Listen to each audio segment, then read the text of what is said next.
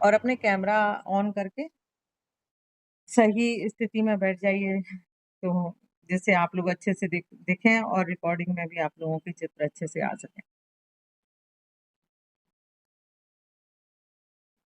राष्ट्रीय शिक्षक संचेतना नागरी लिपि एवं नागरी लिपि परिषद इकाई मध्य प्रदेश के तत्वावधान में अंतर्राष्ट्रीय आभासी गोष्ठी दिनांक 15 जुलाई 2025 मंगलवार साढ़े 7 बजे रखी गई है। आज का गोष्ठी का विषय है विश्व में भाषा हिंदी एवं नागरी लिपि की सफलता एवं संभावना एवं जन्म दिवस समारोह है। राष्ट्रीय मार्गदर्शक श्री हरिराम वाजपेयी सर का इंदौर, जो कि इंदौर से हैं, और आदरणीय महामंत्री नागरी लिपि परिषद डॉक्टर हरि सिंह पाल दिल्ली से। आप सर, आपको एक बार सभी की ओर से जन्म दिवस की हार्दिक बधाइयां आपको और आपका स्वागत है। आप सभी का मैं डॉक्टर रश्मि चौबे सादर वंदन और अभिनंदन करती हूँ। आइए हम सर्वप्रथम सरस्वती वंदना की ओर चलते हैं।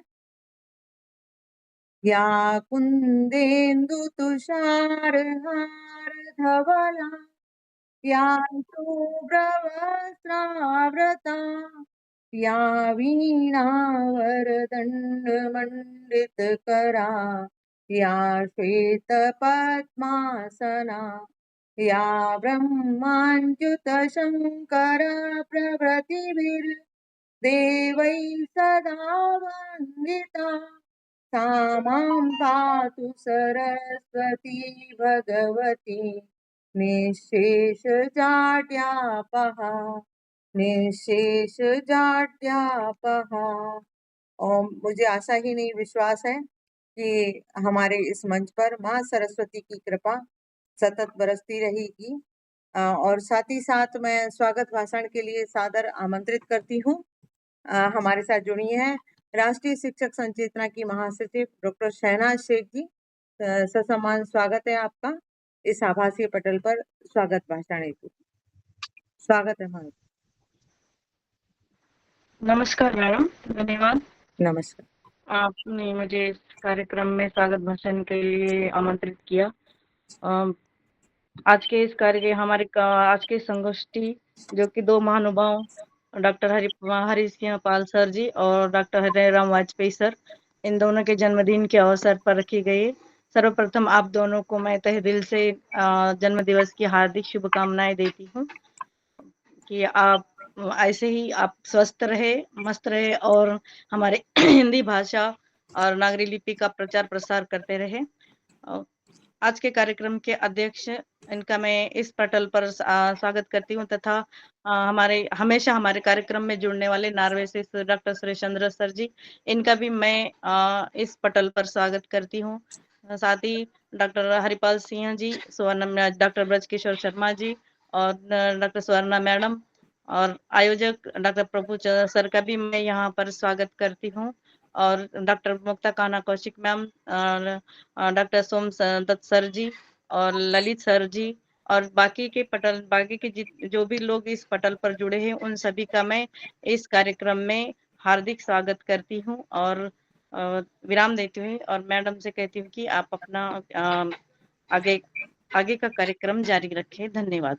बहुत बहुत धन्यवाद आदरणीय शेख मैम कि आपने तत्काल में स्वागत भाषण किया और आपका भी हार्दिक अभिनंदन करती हूँ, स्वागत करती हूँ। जैसे कि हम जानते हैं कि डॉक्टर हरि सिंह पाल सर विषय के लिए ही बोलने के लिए ज्यादा कहते हैं, इसीलिए हम चलते हैं नागरी लिपि के गौरवगान की ओर, जो कि नागरी लिपि परिषद के हर कार्यक्रम में किया जाता है। अब आजकल शुरुआत हो चुकी है उसकी, तो मैंने एक कविता लिखी थी, वहीं से शुरुआत करते हैं कार्यक्रम की। मेरे देश का मान बढ़ाएगी नागरी, राष्ट्र को एकता में बांधेगी नागरी। मेरे देश का नाम बढ़ाएगी नागरी, राष्ट्र को एकता में बांधेगी नागरी। राष्ट्रीय से अंतरराष्ट्रीय हो जाएगी नागरी, मेरे देश का मान बढ़ाएगी नागरी, राष्ट्र को एकता में बांधेगी नागरी। जिंदगी में छाया सी साथ चलती नागरी, सर्वग्राह और ध्वन्यात्मक है लिपि नागरी। सुपाठ्य और सरल है लिपि नागरी, सार्वदेशिक ध्वन्यात्मक है लिपि नागरी, संस्कृति परंपराओं की तिजोरी नागरी, मेरे देश का नाम बढ़ाएगी नागरी, राष्ट्र को एकता में बांधेगी नागरी, समाज के दर्पण में साहित्य नागरी, राजनीति अर्थशास्त्र सिखाती नागरी, इतिहास और विज्ञान का ज्ञान नागरी, हर पग पर प्रदर्शक लिपि नागरी, भक्ति काल में दोहों सी भक्ति नागरी, रीत काल में यौवना सी सुंदर नागरी, बूढ़ी काकी में बूढ़ी सी लगती नागरी, जीवन में अलंकार तुम्ही से नागरी, मेरे देश का नाम बढ़ाएगी नागरी,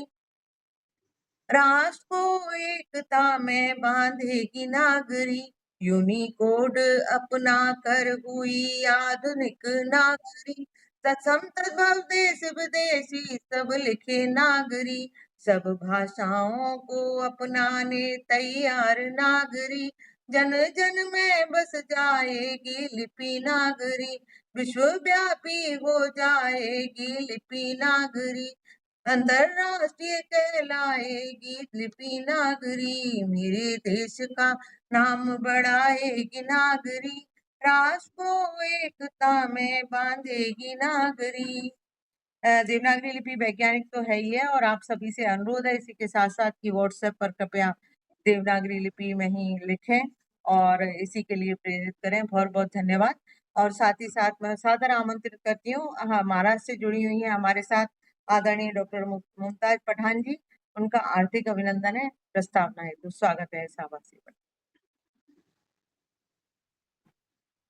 कृपया अपना माइक खोल लीजिएगा। जी, बहुत बहुत धन्यवाद मैम। इस पटल से जुड़े हुए सभी सुधीजन, सभी महानुभावों को मेरा सादर प्रणाम। आज की 15 जुलाई की शुभ संध्या में राष्ट्रीय शिक्षक संचेतना उज्जैन के तत्वाधान में नागरी लिपि परिषद इकाई मध्य प्रदेश अंतर्राष्ट्रीय राष्ट्रीय संगोष्ठी का आज का विषय है विश्व में भाषा हिंदी एवं नागरी लिपि की संगोष्ठी, सफलता एवं संभावनाएं। और हमारे आदरणीय राष्ट्रीय मार्गदर्शक हरिराम वाजपेयी जी इंदौर से, आदरणीय महामंत्री नागरी लिपि परिषद डॉक्टर हरिपाल सिंह दिल्ली से, इन दोनों को मैं आज जन्मदिन की बहुत बहुत बहुत शुभकामनाएं देती हूँ और अपने उद्बोधन शुरू करती हूँ। विषय की ओर एक नज़र डालते हुए कहना चाहूँगी कि आज हम देखते कि विश्व में भाषा हिंदी एवं नागरी लिपि का जो स्थिति है, तो अगर हम देख रहे हैं तो ये पूरी तरह से सफलता की कोटि पर पहुंच चुकी है। विश्व में अगर हिंदी भाषा का स्थान अगर देखा जाए तो संयुक्त राष्ट्र के अंतर्गत इतना प्रयास हो रहा है कि इसे अधिकार मिले, ये प्रचार और प्रसार जारी हो रहा है। और आज में विश्व में 70 करोड़ के आसपास की जनता हिंदी में बोल रही है और सीख रही है, हिंदी भाषा सीख रही है, और 600 से अधिक स्कूल और विश्वविद्यालयों में ये पढ़ाई जा रही है। और हम देख रहे हैं बाद में और बुलाते बोल लेंगे। आदरणीय शनाक्षी जी से अनुरोध है कि अपना माइक बंद कर लीजिए। जी मुमताज।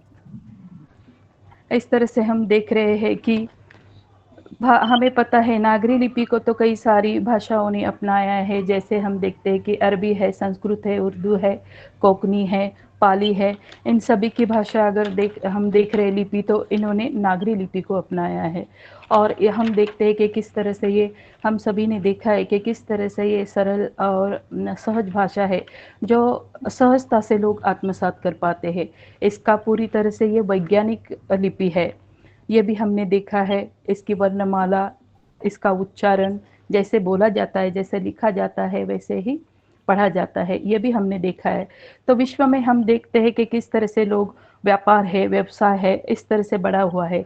इसका सांस्कृतिक अपना महत्व है, इसका अपना राजकीय महत्व है, सामाजिक महत्व है, ये राजभाषा के तौर पर काम कर रही है और लोगों को एकता में और पृष्ठभूमि अलग-अलग भिन्न-भिन्न जातियों के धर्म के लोगों को एक पृष्ठभूमि और एक साथ जोड़ने का काम ये विश्व में कर रही है।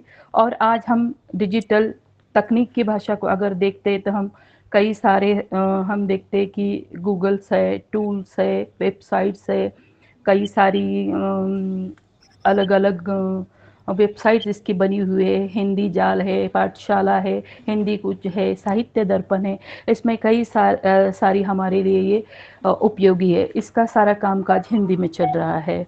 इसी तरह से हम देखते हैं कि अनुवाद में संशोधन है, साहित्य, पत्र, पत्रिकाएँ है, हमारे प्राचीन ग्रंथ है, वेद है, पुराण, उपनिषद है, रामचरितमानस, कबीरदास के पद, सूरदास के पद, ये सारे ग्रंथ हम देखते कि हमारी हिंदी की धरोहर है, जो आज भी विश्व स्तर पर इसका कार्य जारी है। विश्व स्तर पर इसका अनुवाद हो चुका है और लोग कई सारी संख्या में इसे पढ़ रहे हैं। और हम देखते हैं कि इस तरह से अगर और भी देखें तो हम बॉलीवुड है, फिल्म, संगीत, नृत्य, गायन, स्पर्धा, अध्यात्म है, इनसे भारतीय संस्कृति के माध्यम से हम वैश्विक प्रभाव हमारा बढ़ रहा है। उसी तरह आने वाले समय में हम यही कह सकते हैं कि इसका स्थान ये वैश्विक मंच और सशक्त होने की संभावना हमें दिखाई दे रही है। और यह लिपि सांस्कृतिक पहचान के साथ साथ तकनीकी शिक्षा, वैश्विक संचार में अपनी भूमिका सशक्त और समृद्ध बना रही है। निश्चित ही रूप से हम कह सकते हैं, निजी तौर पर अगर सरकार की ओर से हमें प्रोत्साहन मिले तो ये वैश्विक स्तर पर प्रमुख बन सकती है। और इसके साथ साथ मैं अपनी कुछ शब्द या अपनी वाणी को विराम देती हूँ और हमारे महामहिम वाजपेयी जी और हरिराम जी के शुभकामनाओं के लिए मैं एक गीत कहना चाहूँगी। कुछ कविताएं मैंने लिखी है, वो मैं सुनाना चाहूँगी। जी जी। आपके अनुभव, स्नेह हमेशा हमें मार्गदर्शन किया है सर। ईश्वर आपको लंबी उम्र, अच्छी सेहत और उत्तम स्वास्थ्य प्रदान करे। जन्मदिन की आप दोनों को बहुत बहुत शुभकामनाएं। मैं अपनी कुछ गीत प्रस्तुत करती हूँ। हरे सिंह हरे राम जी, वंदन सादर बार बार। हिंदी नागरी के दोनों दीप, जो करे उजाला अपार। नागरी लिपि का जो है प्रहरी, हिंदी भाषा के यशगान। नागरी संगम की पताका फरकाए, जग में सम्मान। देश विदेश के कोने कोने पहुँचे रहा भाषा का स्वर। आपके संकल्प, श्रम और त्याग से मिटा अंधेरा डर। पत्र पत्रिकाएं, सम्मेलन, काव्य प्रसारित करे गौरव गाथा। अक्षरों की उंगलियां थामे चली भाषा की शुभ विधाता। हिंदी का मान बढ़ाए, संस्कृति के शिखर चढ़ाए। ऐसा युग दृष्टा विभूतियों को शत शत नमन वंदन गाए। जन्मदिन की शुभ बेला में हम सबकी यही पुकार रहे, आप स्वस्थ दीर्घायु रहे, हिंदी का दीप सदा जलाए। जन्मोत्सव की शुभ बेला में वंदन हमारा स्वीकारिए। नागरी लिपि के यशस्वी पथिक, सतत कर्मरत अग्रदूत कहाइए। हिंदी की गौरव गाथा में आपका योगदान अमूल्य है। संस्कृति संस्कार के प्रहरी, आपका हर प्रयास अनुकूल है। क्योंकि उससे पहले वाले शब्दों के दीप जलाकर आपके ज्ञान का आलोक फैलाया है। भारतवर्ष के कोने कोने में नागरी लिपि का मान बढ़ाया है। आपके विचारों की उष्मा से भाषा का आकार उज्जवल हो। हर शिष्य, हर साधक के लिए आपका जीवन एक मार्गदर्शक पल है। हम सब मिलकर करें प्रार्थना, जीवन सदा आपका स्वस्थ रहे, सदियों तक आपकी वाणी से हिंदी का पथ अलौकिक रहे। बहुत बहुत धन्यवाद सर। आपको फिर से एक बार हार्दिक शुभकामनाएं देते हुए अपनी वाणी को विराम देती हूँ। धन्यवाद। हाँ हाँ, ठीक है सर, ठीक है। बहुत बहुत धन्यवाद आदरणीय जी। राष्ट्रभाषा के बिना राष्ट्र गूंगा है, ये हमारे आदरणीय महात्मा गांधी जी कहते थे, पूजनीय बापूजी। और आज के जो हमारे जन्म दिवस है जिन दोनों महानुभावों का, वो दोनों ही हिंदी और नागरी लिपि के लिए सतत निरंतर कार्यरत हैं। तो इसी कड़ी में बुलाती हूँ मैं आदरणीय सादर आमंत्रित करती हूँ, हमारे साथ जुड़ी हुई हैं डॉक्टर अरुणा शुक्ला जी, नांदेड़ महाराष्ट्र से। ससम्मान स्वागत है। संयोजक हैं राष्ट्रीय शिक्षक संचेतना की। स्वागत है आदरणीय महोदया। ये हमारे साथ विशेष अतिथि के रूप में जुड़ी हुई हैं। उद्बोधन के लिए डॉक्टर आमंत्रित करती हूँ। आभासी पटेल। बहुत बहुत धन्यवाद। आज हमारी सभी मंचासीन जनों को मैं सादर नमन करते हुए डॉक्टर हरि सिंह सालवे और यहाँ पर उपस्थित हरि सिंह जी, इनको दोनों को जन्म दिवस की बहुत बहुत बधाई, ढेर सारी शुभकामनाएं देते हुए विश्व लिपि के संदर्भ में नागरी लिपि की संभावनाओं को देखते हुए समाज में व्यक्ति के अस्तित्व की परिचय क्या है, मनुष्य की स्वतंत्र पहचान बनाने वाली भाषा आपसी विचारों के आदान प्रदान का भी माध्यम है। स्वतंत्रता के सभी एहसास में हो तो विश्व भर में अनेक स्वाधीनता आंदोलन में हिंदी इसी चेतना के छत्र में उभरी हुई दिखाई देती है। इस अवधारणा में संविधान में भी तब प्रमुख स्थान मिला जब संघ की राजभाषा के रूप में हिंदी को मान्यता दी गई। संविधान द्वारा स्वीकृत हिंदी भाषा देवनागरी है, जो भारत की प्राचीन लिपियों से विकसित एक आदर्श लिपि देवनागरी है, जो भारत के लोगों ने लिखना सीखा और वह भी ब्राह्मी लिपि के आधार पर। मात्र यह कथन आज क्रांतिमान रह गया है। हमारी प्राचीन संस्कृत साहित्य में संहिता ग्रंथ जैसे शब्दों के आधार पर विचारों को एक जगह गूंथने का भाव स्पष्ट होता हुआ दिखाई देता है, जिसके लिए प्रयुक्त लिपि आज विकसित होकर नागरी लिपि के नाम से विख्यात हो गई है।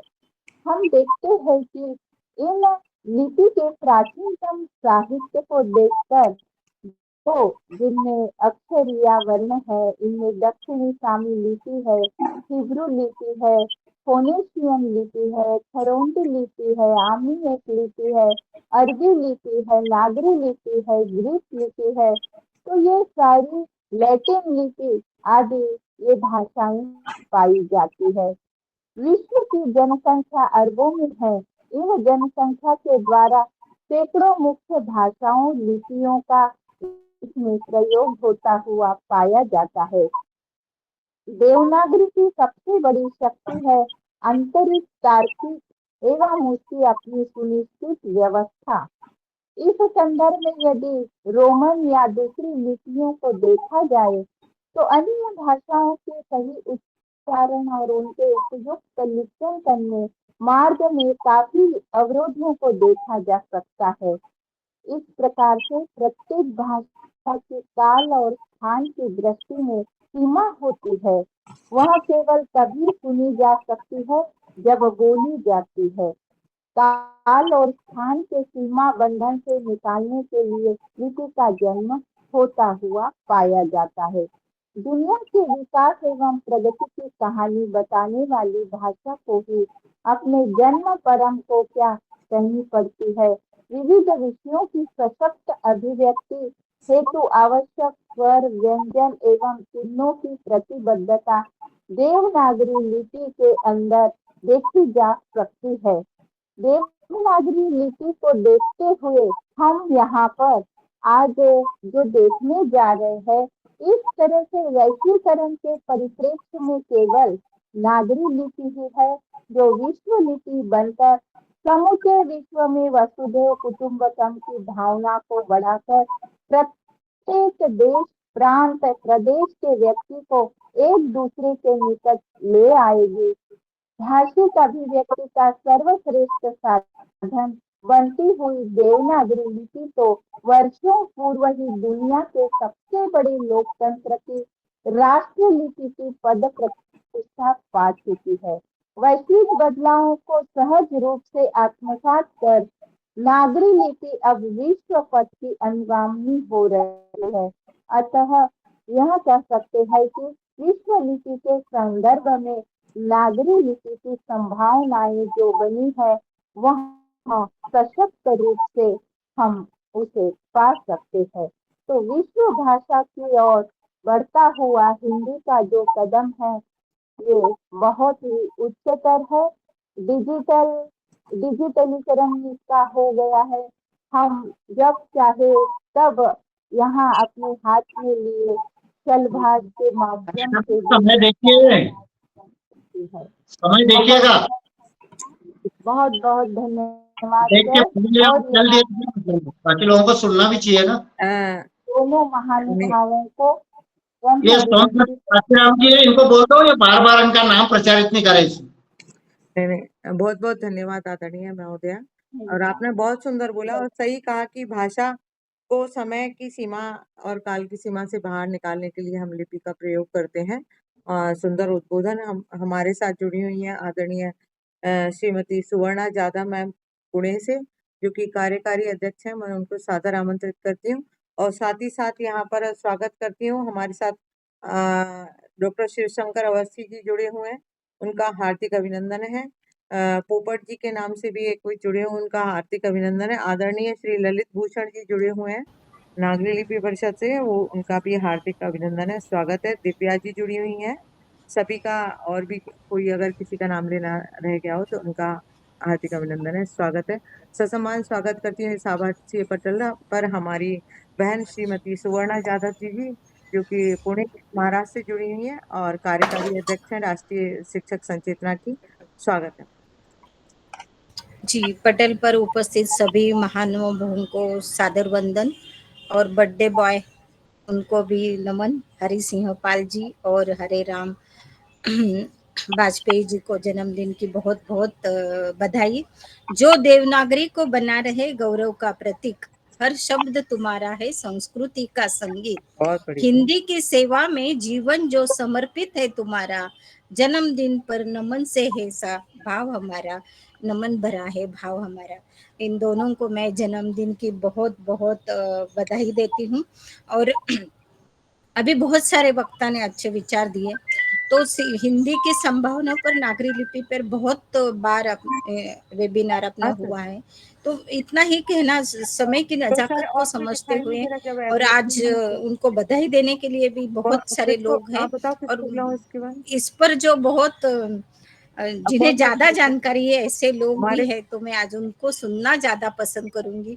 हरि सिंह किसको? पाल जी तो खुद अपने देवनागरी के लिए काम करते हैं, उनको सुनना भी आप बहुत टेंशन अलग मत लो, बात अच्छे है। से हो इतना ही जाएगा। कहना चाहूंगी कि हिंदी के लिए तो सर आप, संभावनाएं बहुत सारी है। अभी हाँ हम मुझे पता है, कहते हैं बिल्कुल कि बिल्कुल। अंग्रेजी की लेकिन बोलचाल हाँ, है, हिंदी मैं नहीं अपने है, ऐसा अपने लोगों नहीं। को ही पहले बुलाऊंगी, आप भारत में टेंशन तो फ्री, हिंदी है ना? बहुत सारे उसके बाद जगह ही किसी बोली को भी जाती नहीं है है। इसमें। हाँ सबको हाँ, नहीं जोड़ने ठीक का, है। दुआ और करने का आप काम भी इसीलिए हिंदी जिसको करती है। बुलाना हो ना और उसी को उसके मैं बता साथ साथ दूंगी, आप आप प्रदेश में लिख भी के भेज जाओगे दीजिए। तो आपको हिंदी कहीं ना कहीं सुनने को मिलेगी और हिंदी में बातचीत करने वाले भी बहुत सारे लोग मिलेंगे। यानी ये केवल राष्ट्रीय नहीं तो अंतरराष्ट्रीय दर्जा हिंदी प्राप्त कर रही है। और आजकल आप देखते हैं टीवी के गाने, सिनेमा के हिंदी गाने भी लोग बड़े चाव से सुनते हैं।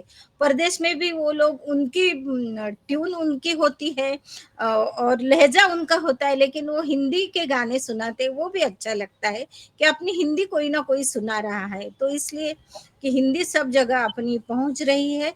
और हिंदी से मान हमारा, हिंदी शान हमारी। इतना ही कहते हुए मैं आज सुनना ज्यादा पसंद करी। सबको प्रणाम करती हूँ और फिर से हरि सिंह पाल जी को और हरे राम वाजपेयी जी को जन्मदिन की बहुत बहुत शुभेच्छा देती हूँ। धन्यवाद। बहुत बढ़िया आदरणीय, बहुत बहुत धन्यवाद। और अब चलते हैं हम। हिंदी हमारे राष्ट्र की अभिव्यक्ति का सरलतम स्रोत है, ये ऐसा कहने वाले थे आदरणीय सुमित्रा नंदन पंत जी।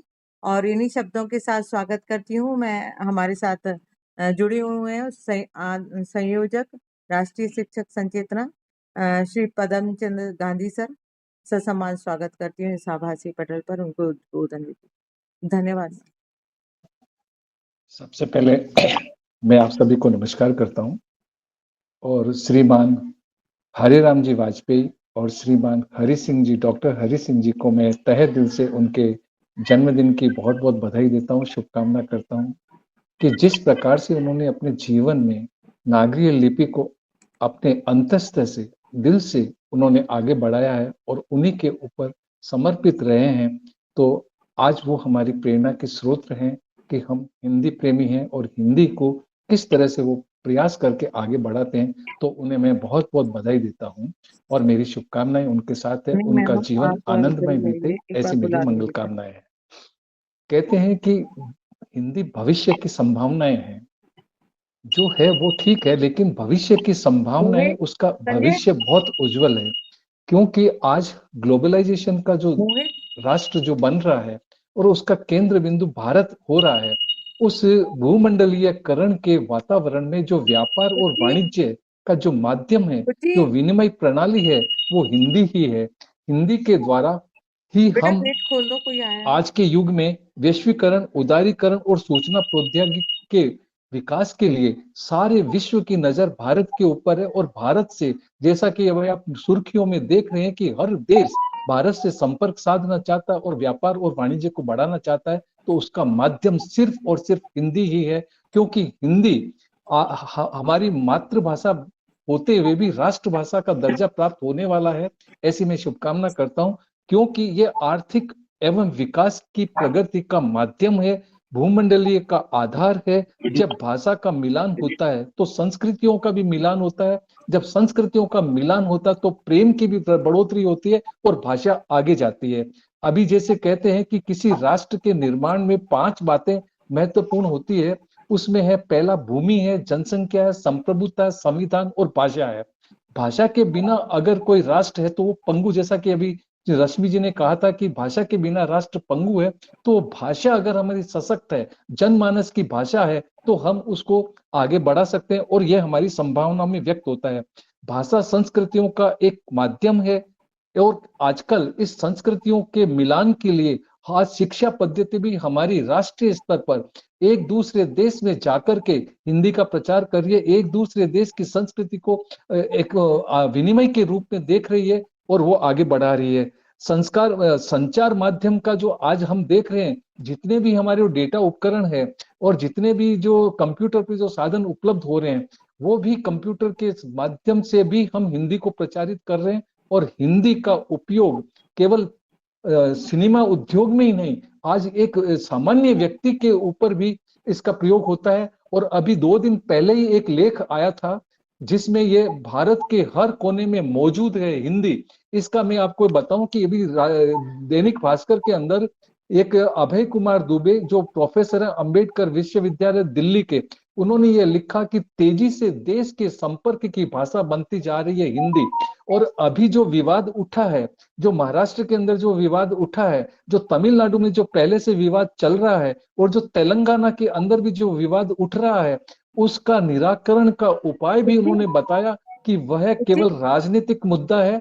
और इसका कुची, हिंदी जो प्रयोग हो रही है, वहां के खुद जो बासिंदे हैं, वहां के जो स्थानीय जो लोग हैं, उन्होंने हिंदी के ऊपर रचनाएं करी है और मराठी के अंदर रह करके भी हिंदी के संपादन किया है। और उन्होंने उदाहरण दिया कि जो अपने तिलक जो थे, उनका एक पेपर चलता था, उनके जो संपादक महोदय थे, उन्होंने भी हिंदी में रह करके महाराष्ट्र को भी, मराठी को भी जागरूक किया है और हिंदी को भी उन्होंने आगे बढ़ाया। इसी प्रकार से तमिलनाडु के अंदर भी कई ऐसे विद्वान हुए हैं जिन्होंने हिंदी को आगे बढ़ाया। और हिंदी, जैसे मुंशी प्रेमचंद की जो कविताएं हैं, उनकी जो कहानियां, उनका जो साहित्य है, आज भी तमिलनाडु के अंदर ये हर व्यक्ति उनको पसंद करता है। अगर वो पसंद नहीं करते, विरोध करते, तो फिर हिंदी की इतनी प्रशंसा कैसे करते। तो मैं ये कहूंगा कि हिंदी जो भाषा है, वो हमारी आगे की जो संभावना ये व्यक्त हो रही है, बहुत ही हमारे धनात्मक रूप से हो रही है। इस अगर हम आंकड़े उठा करके देखें तो आज 105 करोड़ विश्व के लोग हिंदी भाषा बोल रहे हैं। जैसे मान लो जावा, सुमात्रा, मालवा, ये क्या दो तीन जो कंट्रीज है, वहां तो अलग भाषा होने के बावजूद भी वो हिंदी का प्रयोग कर रहे हैं, क्योंकि हिंदी भाषा सभी को समझ में आती है। और अब जो पुस्तकें हैं आ रही है, जो विदेशी पुस्तकें, जो विदेशी जो लेखक हैं, वो भी एक हिंदी को विनिमय का माध्यम बनाते, तो ये साहित्य का माध्यम भी बनती जा रही है। और जो पुस्तकें रचित हो रही है, वो दूसरी भाषा की होते हुए भी वो पहले हिंदी में उनको निकालते हैं, उसके बाद में वो अपनी भाषा में वो ट्रांसलेट करते हैं। तो इस प्रकार से जो हिंदी का जो महत्व है वो बढ़ता जा रहा है और इलेक्ट्रॉनिक मीडिया के अंदर इसका बहुत ही व्यापक प्रचार हो रहा है। शिक्षा हो या व्यापार हो, हिंदी का उपयोग बढ़ रहा है और इंटरफेस तैयार किया हुआ है। इसके लिए कई ऐसे उपकरण आ चुके हैं जो हम कहते हैं कि भाषा की समस्याएं आती है, तो आजकल ये इंटरप्रेटर भी आ गया है कि जो भाषा को तुरंत हिंदी में बदल देते हैं, तो वो भी हमारी समस्या अब निराकरण हो चुकी है। और इसी प्रकार से आज विश्व के 167 देश शासकीय शिक्षण संस्थाओं में, 100 स्वयंसेवी संस्थाओं में हिंदी का अध्ययन और अध्यापन कराया जा रहा है। मैं आंकड़े बता रहा हूं आपको, तो जिसमें 68% जो भाग है, 68% जो भाग है अमेरिका के अंदर है, इतना हिंदी का प्रयोग वहां किया जा रहा है।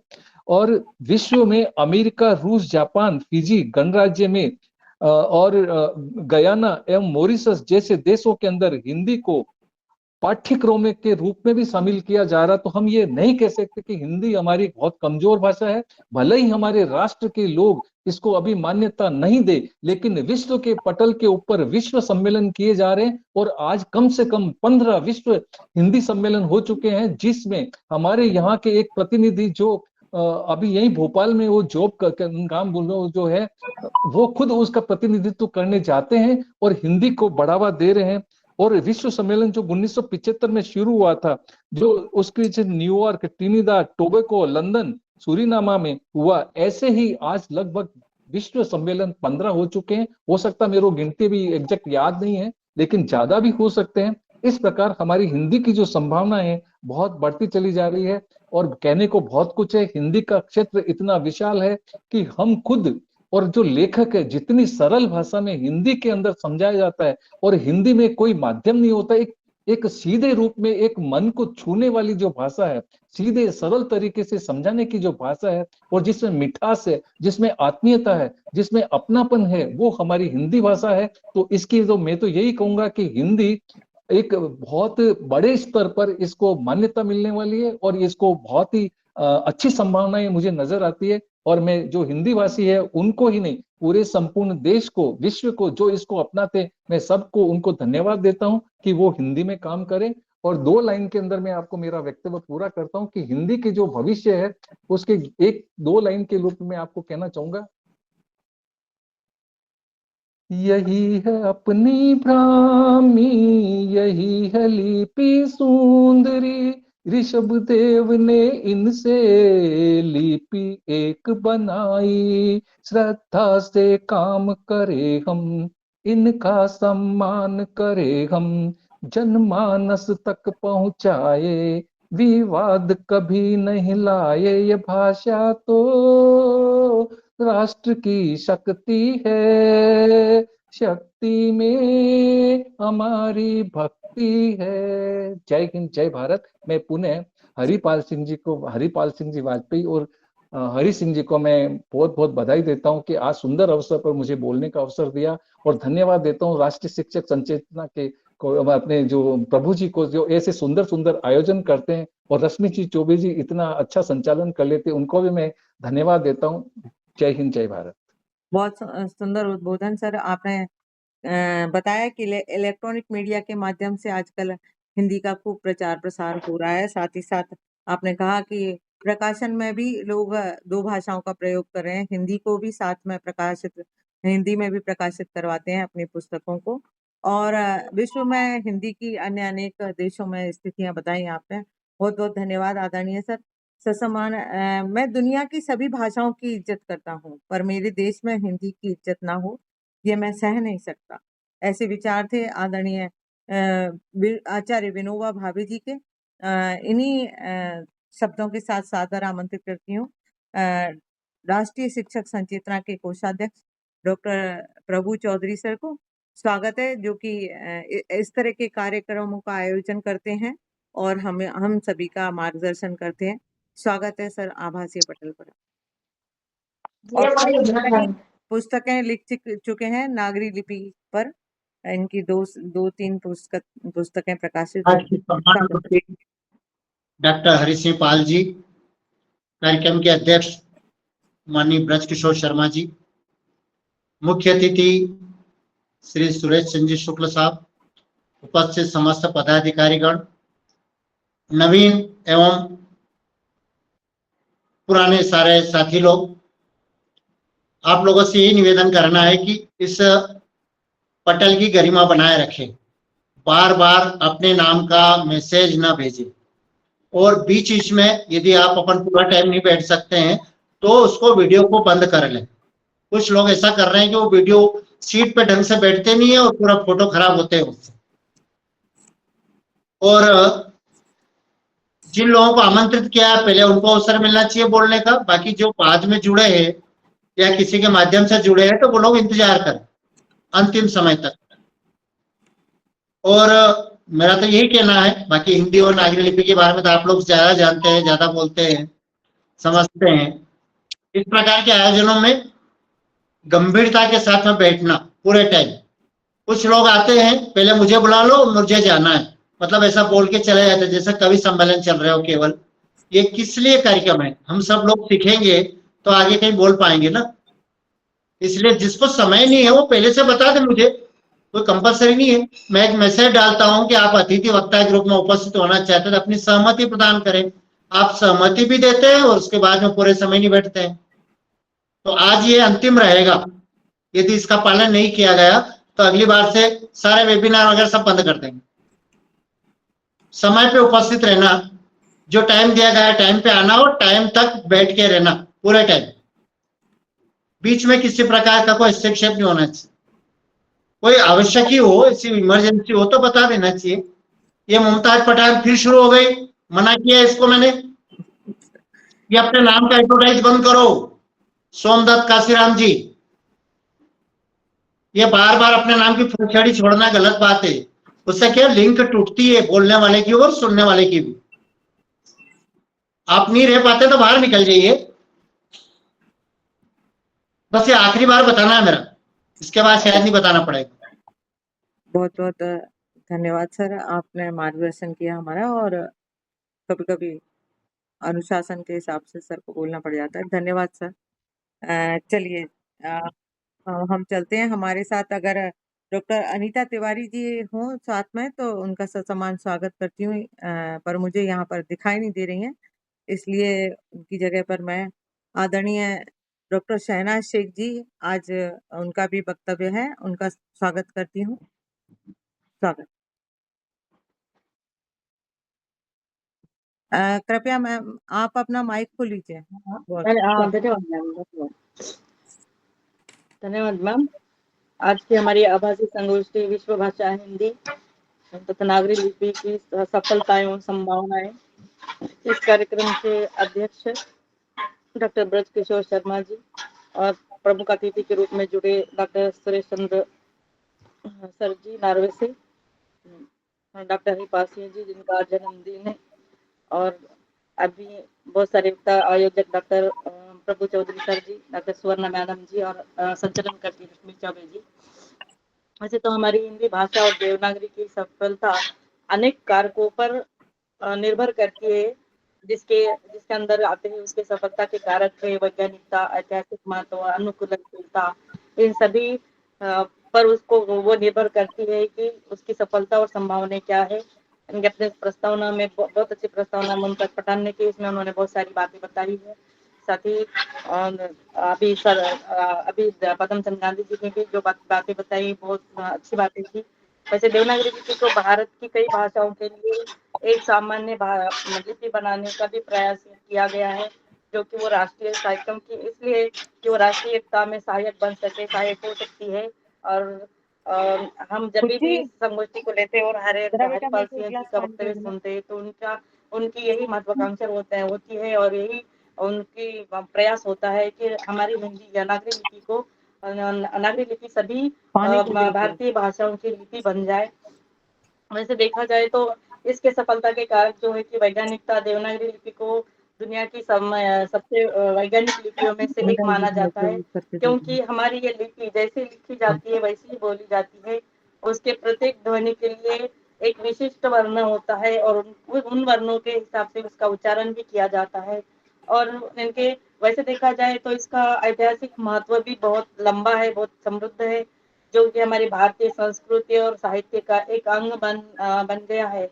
और मैं इनके कारण भी इनकी ऐतिहासिक महत्व भी उससे जुड़ा हुआ है। ये भी उसका एक सफलता का कारक हो सकता है। और दूसरा यानी कि अनुकूलनशीलता, जो कि देवनागरी लिपि को विभिन्न भाषाओं के अनुकूल बनाया जा सकता है और इसका उपयोग 120 से अधिक भाषाओं के लिए किया भी जा रहा है। हम देखते हैं कि वैसे हमारे महाराष्ट्र की मराठी भी देवनागरी लिपि में ही लिखी जाती है और इसके अंदर के एकता का हमारी जो नागरी लिपि या भाषा है, यानी कि हमारे भारतीय एकता का वो प्रतीक है और उसमें एकता समाहित हुई है। और वैसा देखिए इसका दूसरा एक कारक होता है कि मानकीकरण। केंद्रीय हिंदी निदेशालय द्वारा देवनागरी लिपि और वर्तनी का जो मानकीकरण किया गया है, जिससे कि भाषा की एक रूपता और स्थिरता सुनिश्चित होती है। साथ ही ये आज संगणकीकरण के रूप में भी इसे जाना जा रहा है, जिसको देवनागरी लिपि को संगणकीकरण और संगणक और डिजिटल उपकरणों के माध्यम से भी इसको अनुकूलित किया गया है, जिसका उपयोग और भी व्यापक हो गया है कि आज हम जो भी कुछ कर रहे हैं कि इसमें हम संगणकन के द्वारा ही हिंदी को लिख रहे हैं। यानी कि आज हम कलम हमारे हाथ से छूट गई है और हम बटनों के माध्यम से यानी कि उस संगणक के ऊपर इस भाषा को यहाँ पर अवतरित कर रहे हैं।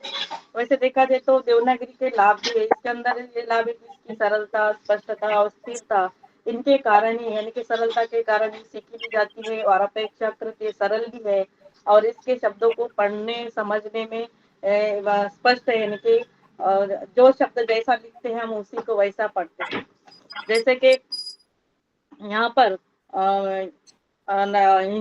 अंग्रेजी में नाइफ लिखा जाता है, वो के से शुरू होता है लेकिन के का उच्चारण नहीं होता, लेकिन हमारे हिंदी में जो हम जैसा लिखते हैं वैसे ही। और फिर हमारे नाते रिश्ते भी जो हम भाषा में बोलते हैं कि चाची, मौसी, काकी, काका, यानी कि ये सब शब्द है, लेकिन इन सब शब्दों के लिए अंग्रेजी अगर देखे तो उसको अंकल नाम से या आंटी नाम से ही जाना जाता है। ये हमारी विशेषता है कि इसके अंदर स्पष्ट रूप से हम जो जैसा लिखते हैं उसको वैसे ही कह सकते हैं। और देवनागरी लिपि में वर्तनी का मानकीकरण किया गया है, जिससे भाषा की स्थिरता बनी रहे और इसमें सार्वभौमिकता भी है कि देवनागरी लिपि का उपयोग कई भारतीय भाषा के लिए किया जाता है, जो कि एक सार्वभौमिक लिपि बनती है। और निष्कर्ष रूप में अगर हम इसे देखें तो देवनागरी लिपि हिंदी भाषा और देवनागरी की लिपि की सफलता के अनेक कारण हो सकते हैं, जिसमें उसमें उसकी वैज्ञानिकता है, उसका ऐतिहासिक महत्व है, उसका आधुनिकीकरण है, उसका संगणकीकरण है, उसकी अनुकरण क्षमता है, उसका मानकीकरण है और उसकी सरलता, उसकी स्पष्टता, इन सब बातों से ये न केवल भारत की महत्वपूर्ण भाषा है बल्कि राष्ट्रीय एकता का और संस्कृति के लिए भी महत्वपूर्ण साधन मानी गई है।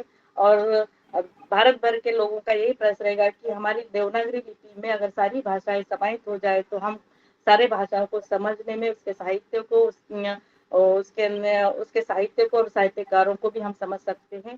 धन्यवाद, आपने मुझे यहाँ पर बोलने के लिए बुलाया। फिर से एक बार हरिपाल सिंह जी को जन्मदिन की हार्दिक हार्दिक शुभकामनाएं। मुझे अवसर दिया गया इसलिए मैं आपका धन्यवाद ज्ञापित करती हूँ।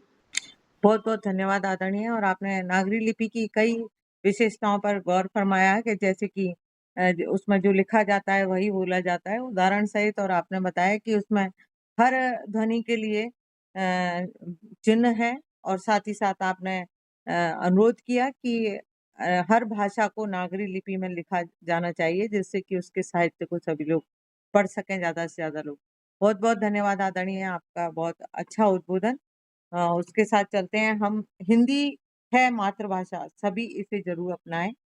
अपने बच्चों को भी हिंदी में पढ़ना जरूर सिखाएं, क्योंकि आजकल यही सामान्य तौर पर जो मुझे देखने को मिल रहा है कि हम लोग तो हिंदी जानते हैं और बहुत अच्छे से बोलते हैं, यहाँ भाषण भी दे देंगे, उद्बोधन भी दे देंगे, लेकिन जब बच्चों की बारी आती है तो लोग उनको हिंदी और नागरी लिपि पढ़ाने के बजाय उनको रोमन की तरफ धकेलते हैं, जिससे कि वो अंतर्राष्ट्रीय स्तर पर अपने आप को साबित कर सकें। लेकिन यहाँ पर जैसा कि रविन्द्रनाथ टैगोर ने कहा था कि नागरी लिपि भी, मतलब ऐसा नहीं कि कोई और भाषा या लिपि आप ना सीखो, पर आप हिंदी भाषा और नागरी लिपि भी सीखो और अपने बच्चों को भी सिखाओ।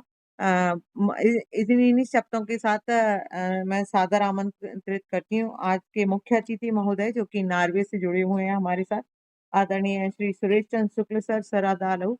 ससम्मान स्वागत करती हूँ जो कि साहित्यकार हैं और स्पाइल दर्पण के संपादक भी हैं और पत्रकार भी हैं। स्वागत है आदरणीय सर।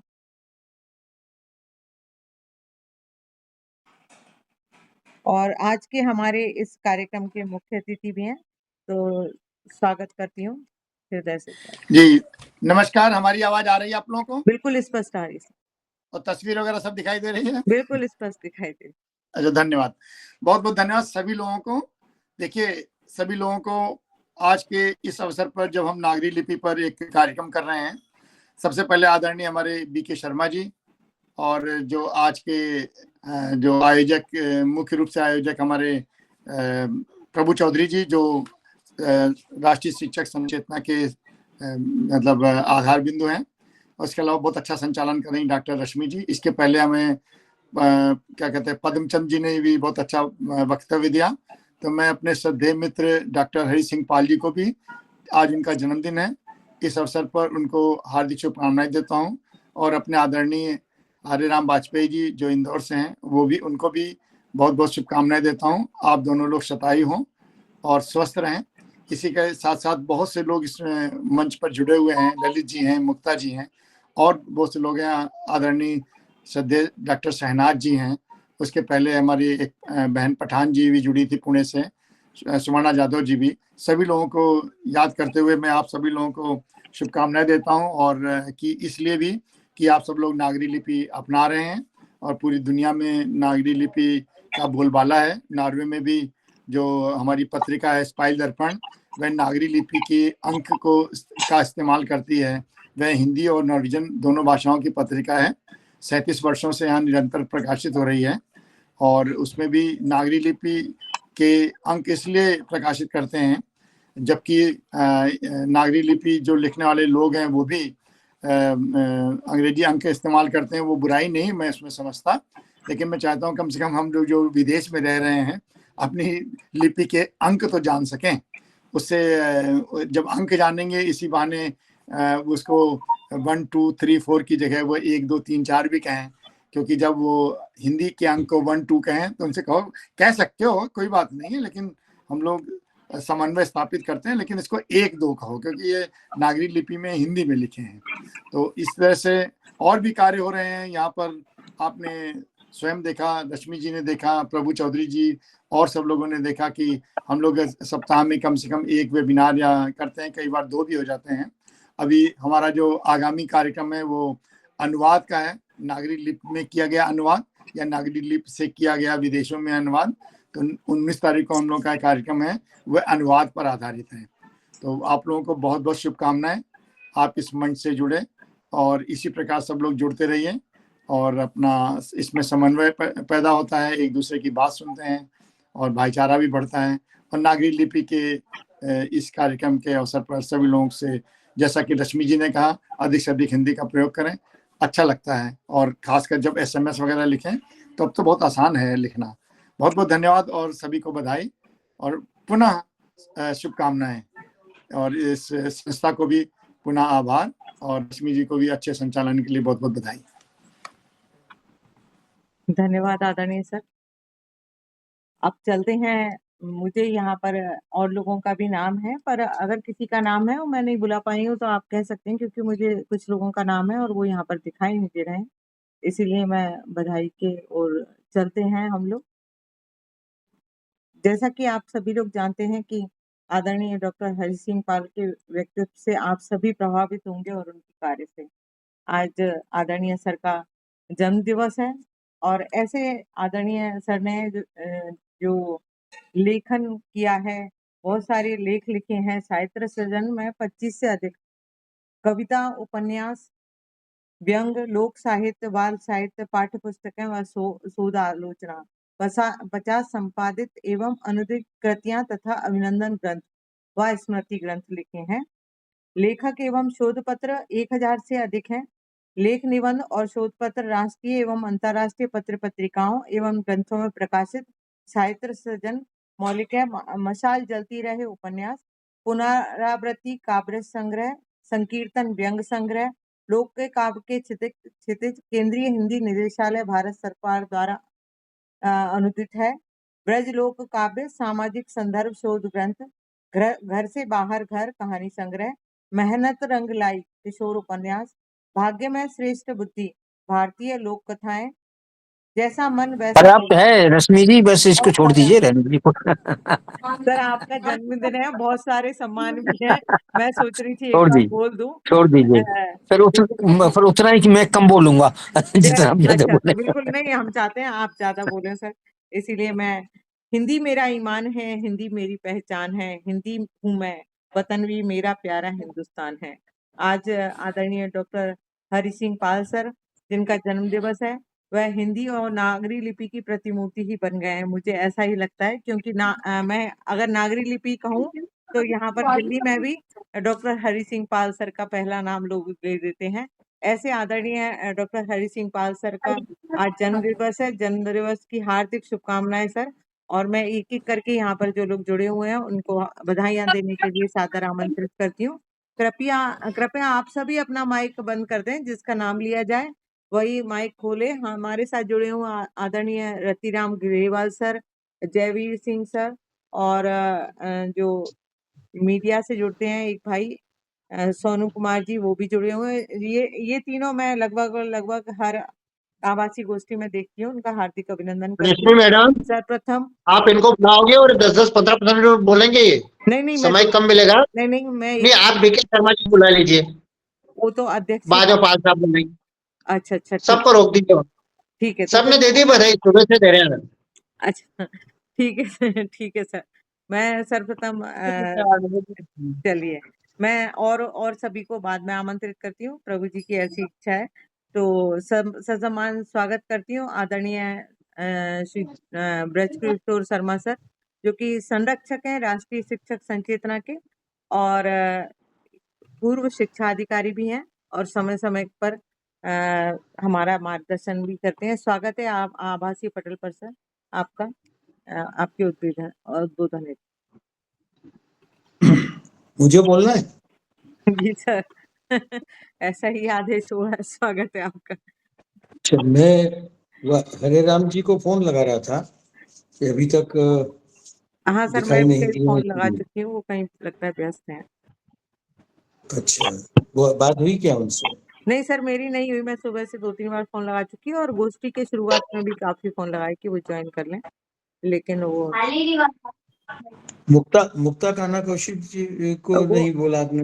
वो सर आभार व्यक्त करते हुए बोलेंगे सर। अच्छा अभी उनका है, आपके बाद ही नंबर आएगा। चलिए मैं बोलता हूँ।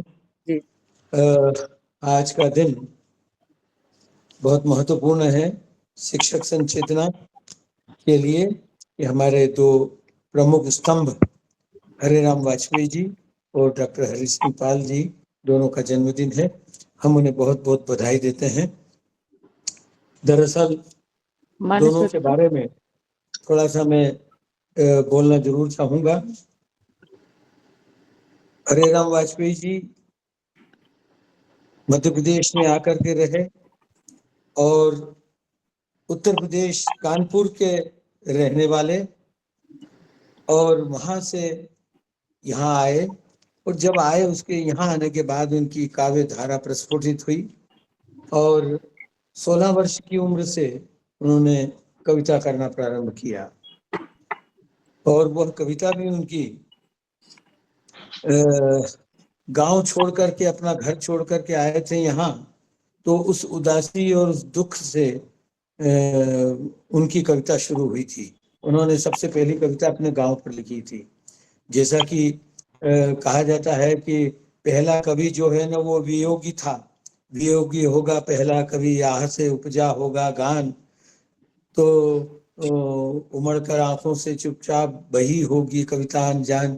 तो ये इस तरह से हरे राम वाजपेयी जी की काव्य धारा भी इस उदासी से शुरू हुई थी, और उन्होंने यहाँ आकर के, और इतने वर्षों से, करीब 16 साल की उम्र से वे यहाँ आए मध्य प्रदेश में और यहाँ लिखना शुरू किया। प्रारंभ में शिक्षक रहे और शिक्षक के बाद में वे और अन्य जगहों पर रहे, बैंक वगैरह में रहे, लेकिन उनकी साहित्यिक साधना अनवरत चलती रही। मैं उनका हार्दिक अभिनंदन करता हूं और उनको जन्मदिन की बहुत बधाई देता हूं। मैं डॉक्टर हरि सिंह पाल साहब के बारे में भी बताना चाहता हूं।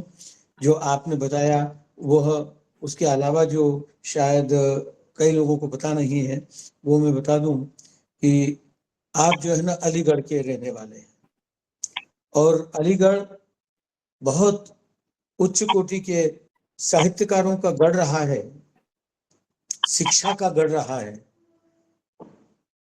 और वहां पर रहते हुए इनका, जैसा कि अलीगढ़ में नीरज जी रहे, नीरज जी अलीगढ़ के रहने वाले थे, वहीं रहे, वहीं कॉलेज में प्रोफेसर रहे। तो जिस कॉलेज में नीरज जी पढ़ाते थे उस कॉलेज में पाल साहब हरि सिंह जी पाल पढ़े भी।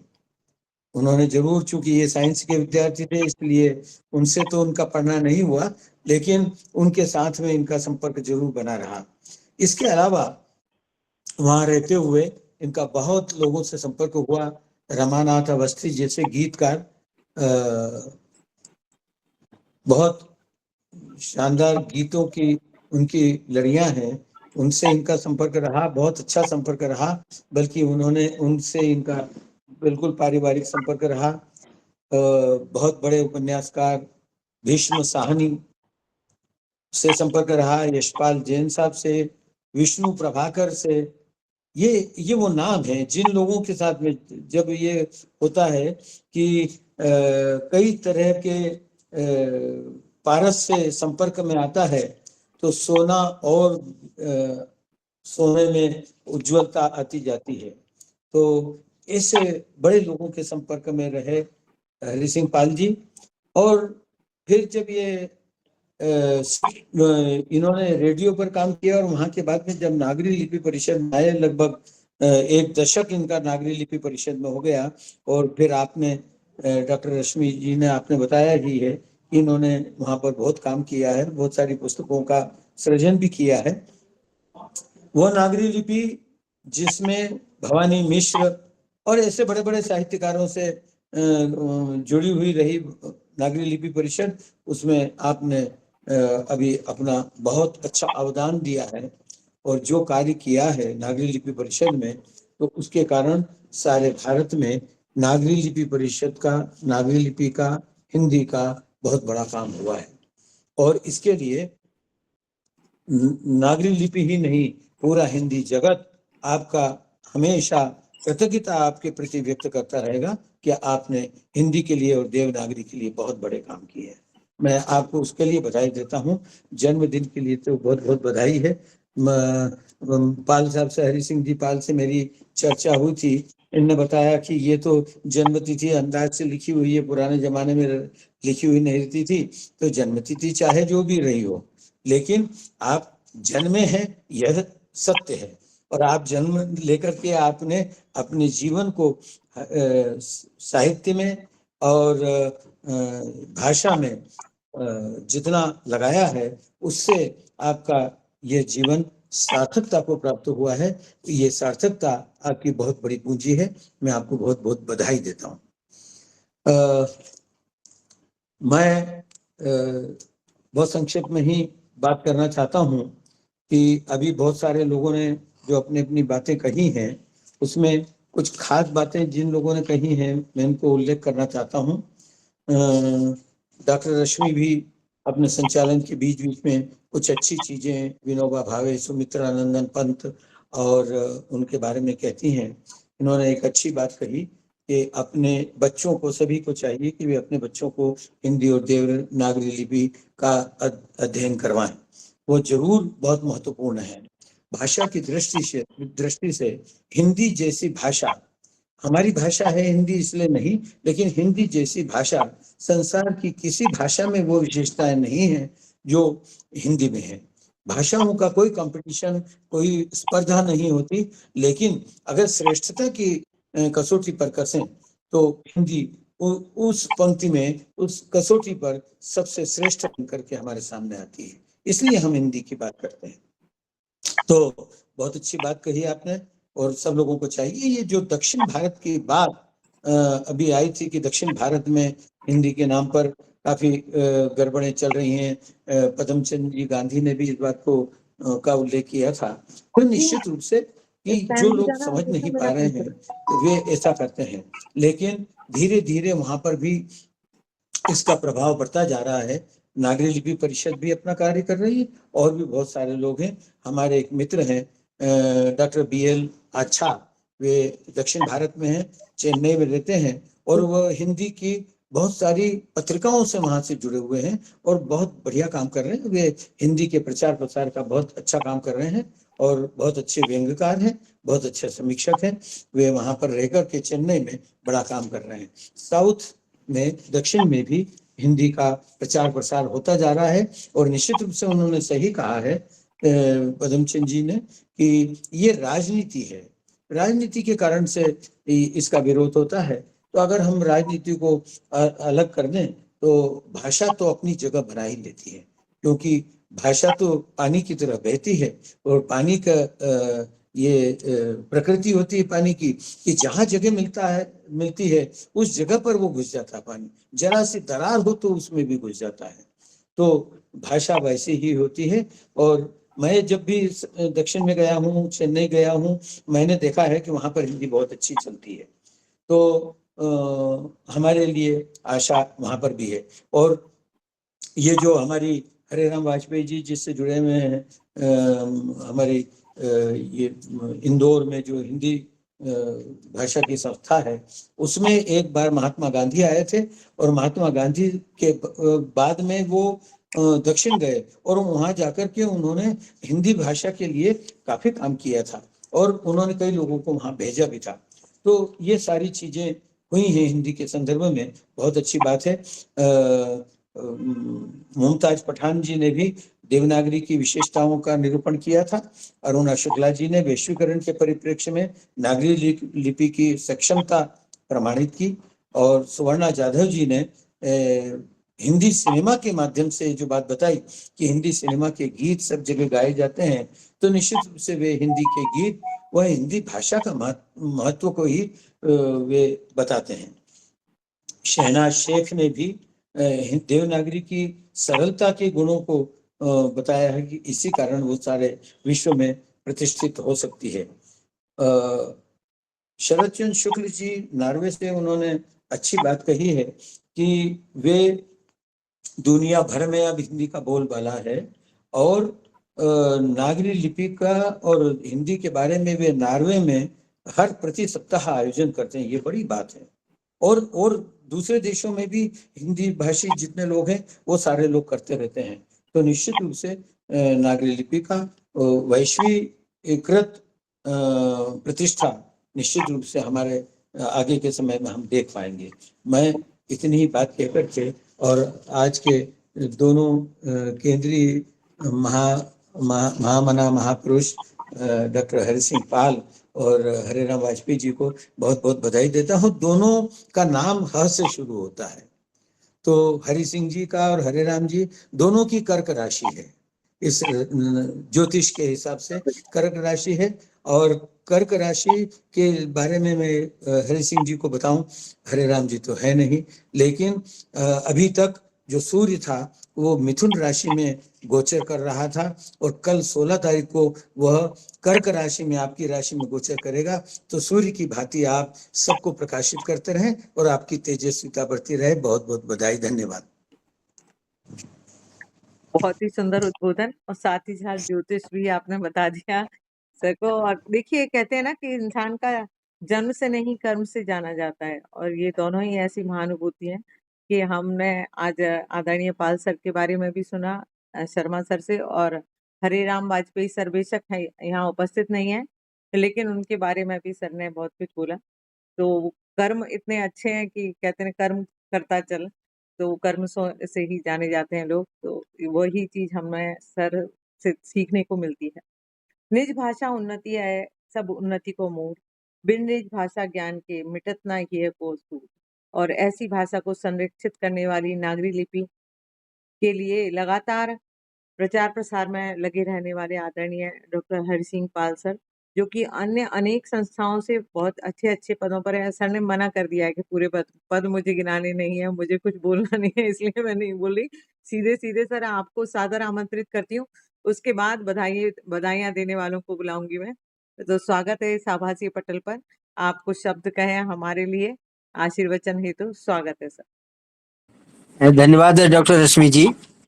आज के इस समारोह के अध्यक्ष माननीय हमारे मित्र डॉक्टर ब्रिज किशोर शर्मा जी, और इस कार्यक्रम के संयोजक हमारे अनुजवत डॉक्टर प्रभु चौधरी जी, और इस पटल पर उपस्थित आप सभी सुवर्णा यादव जी, अंजू पांचाल जी, डॉक्टर मुक्ता कौशिक जी, डॉक्टर सोमदत्त काशीनाथ जी जो मॉरिशस से जुड़े हैं, श्री नवाब केसर जी फरीदाबाद से जुड़े हैं, ललित भूषण जी असम से जुड़े हैं, डॉक्टर रतिराम गढ़ेवाल छत्तीसगढ़ से जुड़े हैं, डॉक्टर पद्मचंद गांधी जयपुर से जुड़े हैं, सुरेशन शुक्ल जी नार्वे से ही हैं, शहनाज जी हमारी नांदेड़ से हैं, और बाकी सब मित्र जितने और भी जुड़े थे, कुछ छोड़ गए हैं, लेकिन सभी के प्रति मैं श्रद्धान्वित हूँ। और इस महत्वपूर्ण आयोजन के लिए डॉक्टर प्रभु चौधरी को मैं साधुवाद देता हूँ।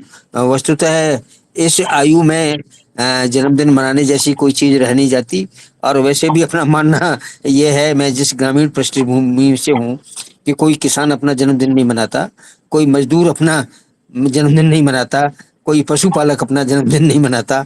और दूसरी बात, ये जन्मदिन की जो परंपरा है, ये पाश्चात्य परंपरा, हमारी भारतीय परंपरा नहीं है।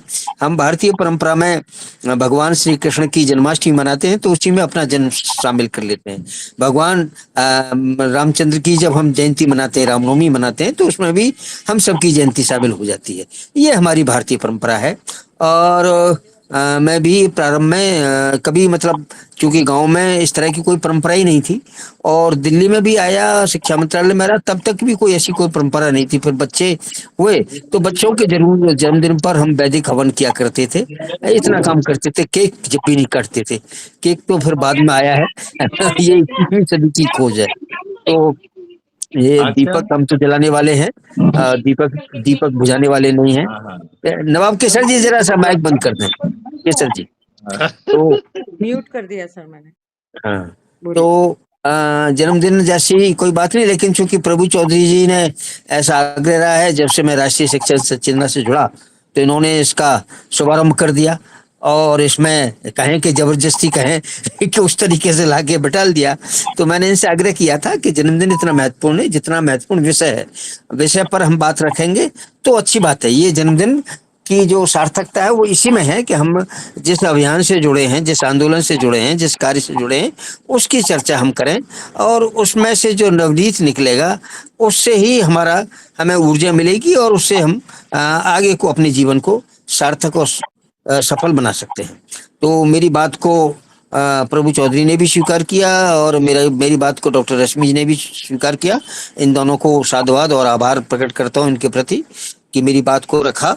और निश्चित रूप से आज हरे राम वाजपेयी होते तो मैं उनसे निश्चित रूप से कहता कि वाजपेयी जी उस ऊर्जा के केंद्र बिंदु हैं जिनका जन्मदिन मनाया जाना चाहिए, क्योंकि ये जन्मदिन मनाने की परंपरा एक कहें कि जो अभिजात्य वर्ग है, जो सामंत संभ्रांत वर्ग है, और जो कुलीन वर्ग है, ये उनकी परंपरा है। आज भी जो मनाया जा रहा है, मनाए जाते हैं जन्मदिन, चाहे भारत में या पाश्चात्य में, वो इसी के लिए होते हैं कि वो जो है हम उस समाज के हिस्सा बने, उस वर्ग के हिस्सा बन जाए, संभ्रांतता के, अभिजात्यता के और कुलीनता के, मतलब उनकी श्रेणी में शामिल हो जाएं। तो वो श्रेणी के लिए उनको जरूरत पड़ती है कि जिनकी कोई पहचान नहीं है, या जिनको अवकाश ही रहता है, चलो इस बहाने जन्मदिन ही मना लें भाई, कोई और काम तो है नहीं, चलो इस बहाने कुछ और भी तड़क भड़क हो सकती है। लेकिन जिनके पास कार्य है तो उनके लिए ये संभव नहीं। मैं अभी जब मैं इसमें जुड़ा तो मैं नागरी लिपि परिषद के लिए ही कार्य कर रहा था, और अभी भी मेरे सामने वो सब रखा हुआ है, क्योंकि अभी हमने स्वर्ण जयंती मनानी है। हमारे नागरी लिपि परिषद को 50 वर्ष पूरे हो गए हैं। यद्यपि इसका पंजीकरण 10 अप्रैल 1975 को हुआ था, और लेकिन उसका उद्घाटन 17 अगस्त 1975 को हुआ कॉन्स्टिट्यूशन क्लब में। तब के उपराष्ट्रपति बी.डी. जत्ती साहब ने इसका उद्घाटन किया था। उसमें बहुत बड़े उसके तत्कालीन केंद्रीय मंत्री अनेक राज्यपाल उसमें शामिल थे। तो ये सब कार्य हुआ। तो ये कार्य एक महत्वपूर्ण है कि उसको इकट्ठा करना 50 साल की यात्रा को, और उसमें आप सब जानते हैं कि जो जिम्मेदारी जो ले लेता है वही उसको निभा पाता है, अन्यत्र तो सिर्फ देखने वाले होते हैं। हम सब जो पदाधिकारी हैं, विभिन्न संस्थाएं जो चलाते हैं, हम जानते हैं कि अगर श्रीचंद्र शुक्ल जी नॉर्वे में अगर कुछ हिंदी का कार्य कर रहे हैं तो अपने बलबूते पे कर रहे हैं, कोई उनको सहयोग करने वाला नहीं है। या कि हम कोई और जो हमारे मित्र कर रहे हैं उनके सब अपने अपने कार्य हैं। जैसे डॉक्टर शिवशंकर अवस्थी हमारे जुड़े हुए थे, ऑथर्स गिल्ड ऑफ इंडिया के महामंत्री हैं, राजेंद्र अवस्थी के सुपुत्र हैं, तो वो भी अपने बलबूते पे ही कर रहे थे। बलबूते पे ही काम होता है और इसके लिए कोई भीड़ की आवश्यकता नहीं रह जाती। आप सबने चूंकि विषय पर विस्तृत चर्चा कर दी है, इसलिए उसको दोहराने की आवश्यकता नहीं है, उसकी पुनरावृत्ति की आवश्यकता नहीं है। लेकिन जहाँ तक नागरी लिपि परिषद का जो उद्देश्य है और जिससे हम लोग जुड़े हुए हैं, उसका उद्देश्य हमारा किसी भाषा के प्रति कोई खास लगाव नहीं। हमारे लिए जितनी भारतीय भाषा हैं सभी अपनी भाषाएं हैं। हम सभी भारतीय भाषाओं को उन्नयन चाहते हैं, चाहे वो हमारी जो राष्ट्रीय हमारे संविधान की अनुसूची में 8वीं अनुसूची में है 22 भाषाएं, उनका तो है ही है, लेकिन उनके साथ साथ ऐसी भाषाएं जो लिखी नहीं जा रही हैं, उनके प्रति हमारा ज्यादा केंद्र बिंदु रहता है कि अगर उनको हम लिखेंगे नहीं तो वो जो है लुप्त प्राय हो जाएंगी, चली जाएंगी, हमारे सामने से चले जाएंगी। फलतः क्या होगा कि जो उनका एक समृद्ध साहित्य है, वो लोक गीतों के रूप में है, लोक गाथा के रूप में है, लोक कथा के रूप में है, लोक नाट्य के रूप में है, वो समाप्त हो जाएगा, नई पीढ़ी तक पहुंचाएगा नहीं। तो ऐसे साहित्य को जो सिर्फ मौखिक है या श्रुति परंपरा है, उसको हम लिपिबद्ध में लाने चाहते हैं। लिपि का मतलब ये है कि आप किसी का लिप्यंतरण करते हैं, अपने भावों का लिप्यंतरण करते हैं, अपने भावों को आप स्थायी रूप देने के लिए उसको लिपिबद्धता में लाते हैं। तो लिपि के लिए इसलिए है कि लिपि पर सवार होकर के कोई भी भाषा वो दूर दूर तक जा सकती है, उसका प्रचार प्रसार अधिक हो सकता है।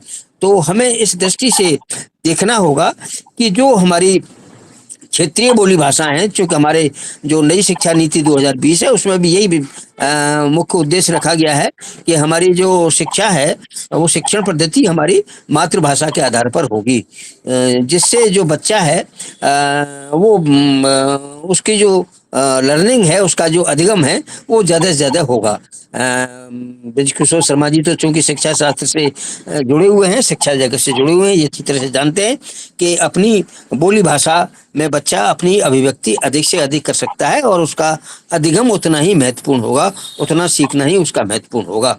तो मातृभाषा का आज जोर दिया जा रहा है केंद्र सरकार की ओर से भी, और इस प्रस्ताव को अब राज्य स्तर तक पहुंचा दिया गया है।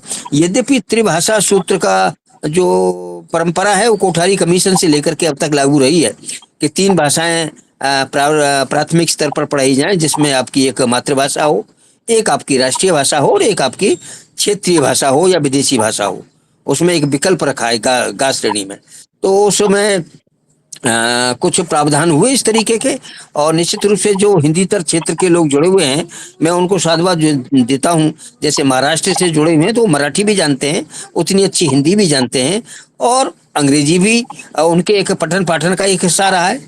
अच्छा होता कि हम एक भारतीय भाषा और सीखते। मतलब हमारा कहना यह है कि आप अपनी भाषा, जो भी आपकी क्षेत्रीय भाषा है, चाहे तमिल, तेलुगु, मलयालम है या असमी है या बोडो हो, जो भी है, उसको तो सीखें ही सीखें। और चलिए हम रोजी रोटी के लिए मान लेते हैं कि सब अंग्रेजी सीखना जरूरी है क्योंकि ज्ञान विज्ञान की भाषा है, चलो उसको भी मान लेते हैं।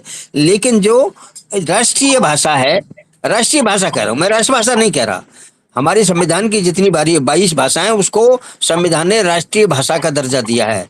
जिसमें संस्कृत भी शामिल है, जिसमें हिंदी भी शामिल है, जिसमें उर्दू भी शामिल है, जिसमें तमिल, तेलुगु, मलयालम और डोगरी, नेपाली, संथाली, कोंकणी, ये सब भाषाएं उसमें शामिल हैं। सभी राष्ट्रीय भाषाएं, राष्ट्रीय भाषा इस नाते से हैं क्योंकि राष्ट्र में बोली जा रही हैं। तो हमें सम्मान जितना हिंदी का करना है उतना ही सम्मान हमें अपनी राष्ट्रीय भाषाओं को करना है। आज हम तमिलनाडु में जो विरोध देख रहे हैं, आज जो हम महाराष्ट्र में विरोध देख रहे हैं, आज हम कर्नाटक में विरोध देख रहे हैं, उसका जो पृष्ठभूमि है, उसकी पृष्ठभूमि यही है कि हमने राष्ट्रभाषा के रूप में हिंदी को तो वाहवाही हम करने दे रहे हैं, लेकिन जो वहाँ की क्षेत्रीय भाषा है, जो अष्टम अनुसूची की भाषा है, उनके प्रति हमारा ध्यान नहीं है। उनका रोष हिंदी के प्रति नहीं है, उनका रोष उस आधिपत्य के प्रति है कि आप हिंदी के बिना पर आप उनकी भाषा को कमजोर करना चाहते हैं, कम आंकना चाहते हैं।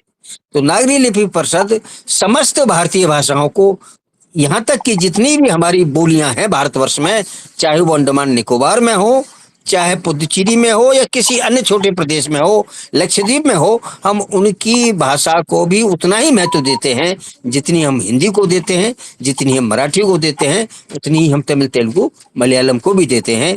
इसलिए ये भाषाएं जब सशक्त होंगी तो निश्चित रूप से बच्चा जब बड़ा होगा, जब उसका IQ बढ़ता है, मानसिक लब्धता उसकी जब बढ़ती है, तो वो बहुत सी भाषाएं सीखने के लिए वो सक्षम हो जाता है।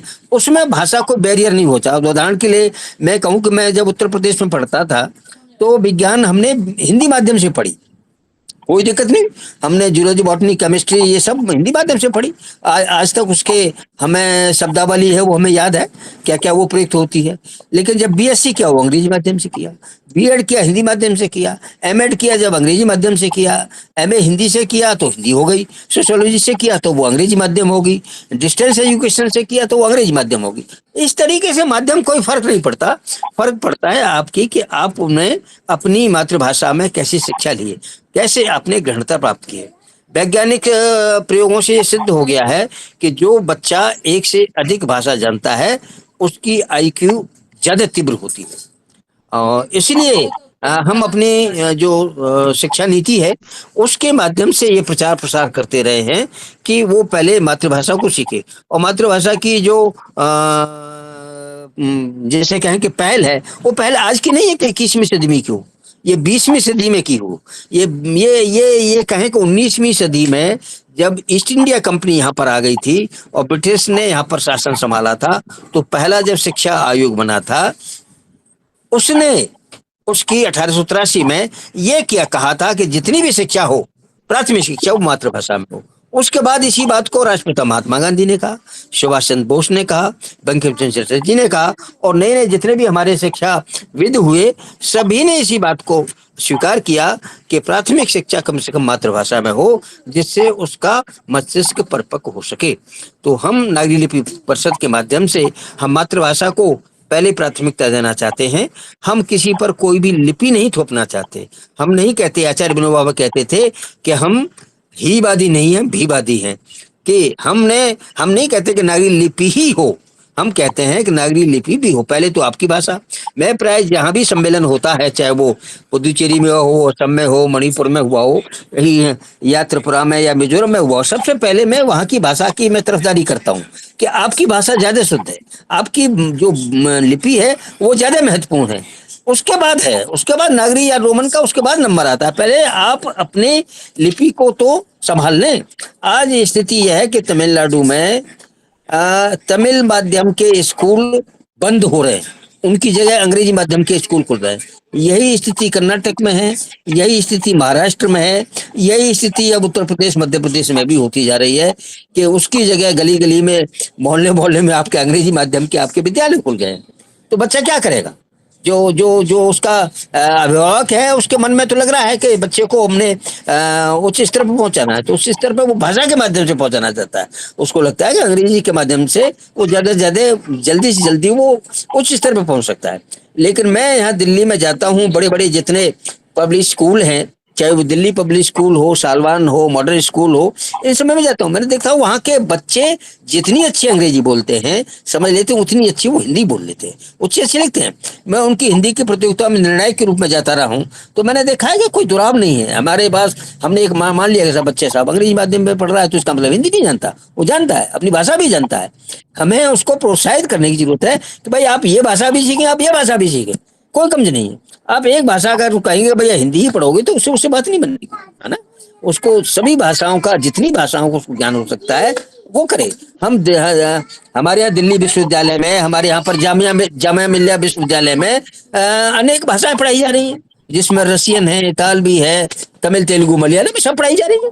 जो बच्चे की रुचि होती है वो उनको पढ़ता है।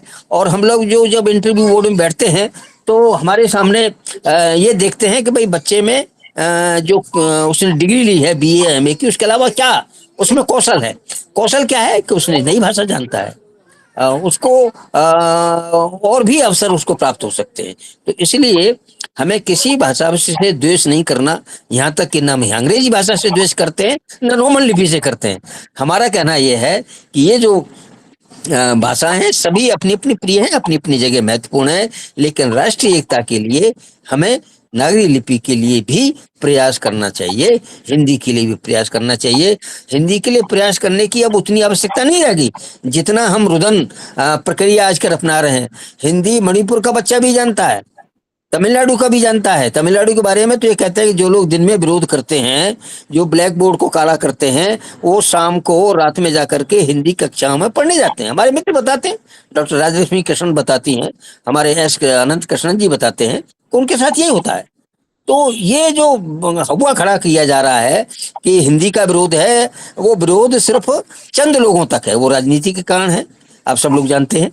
चंद लोग हैं, 100 है, 50 है, 200 है, लाख लोग नहीं है, 1000 लोग नहीं है इसका विरोध करने वाले।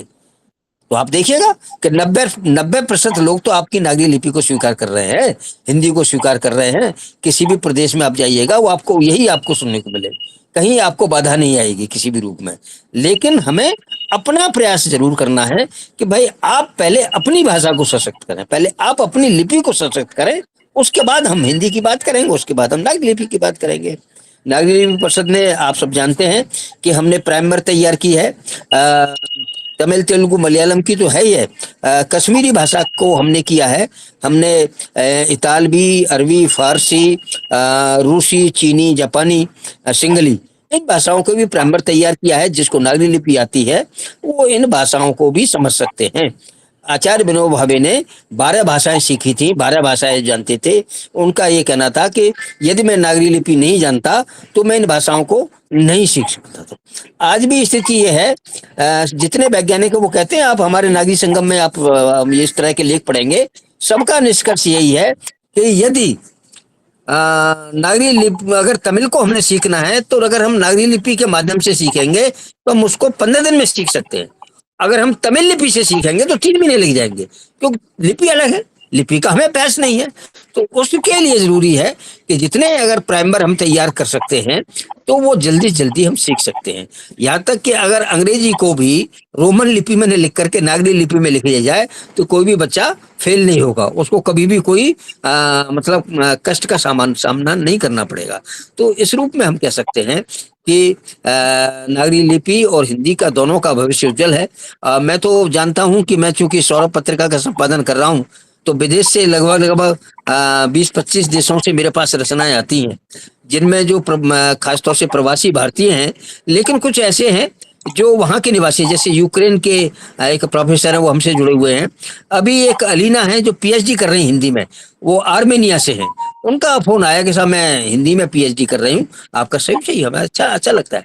अभी हमने नागरी लिपि परिषद के माध्यम से ऑस्ट्रेलिया से हमने नागरी लिपि का कार्यक्रम किया। अभी हम इस इतवार को 20 तारीख को नीदरलैंड से करने वाले हैं, जिसमें यूरोप के 7 देश जुड़ेंगे। ये कार्य धीरे धीरे चल रहा है और ये अब जो आज का विषय रखा है डॉक्टर प्रभु चौधरी ने, वो इसी के प्रति इंगित कर रहा है कि नागरी लिपि भी जा रही है और हिंदी भी जा रही है, वैश्विक स्तर पर अपना स्थान बना रही है। और हम समझते हैं कि ये जो संयुक्त राष्ट्र संघ है उसकी भी एक अधिकृत भाषा बनेगी। हालांकि जो पत्राचार की है और सूचना आदान प्रदान की है, वहां तो हिंदी को नागरी लिपि में स्वीकार कर लिया गया है संयुक्त राष्ट्र संघ में। तो हमें बहुत ज्यादा निराश होने की आवश्यकता नहीं है कि हिंदी हमारी राष्ट्रभाषा नहीं है या कि हमारी नागरी लिपि राष्ट्रीय लिपि नहीं है। ठीक है, नहीं है, लेकिन जहाँ है वहां से भी आगे बढ़ना है और बहुत कुछ हमने उपलब्धि प्राप्त की है, भविष्य में और भी उपलब्धि प्राप्त करेंगे। और आज जब हम कार्यक्रम करते हैं दिल्ली विश्वविद्यालय के विभिन्न जगह से, तो हमें अच्छा लगता है कि वो लोग बड़े लालायित हैं कि सब अच्छा, सब ये चीज है।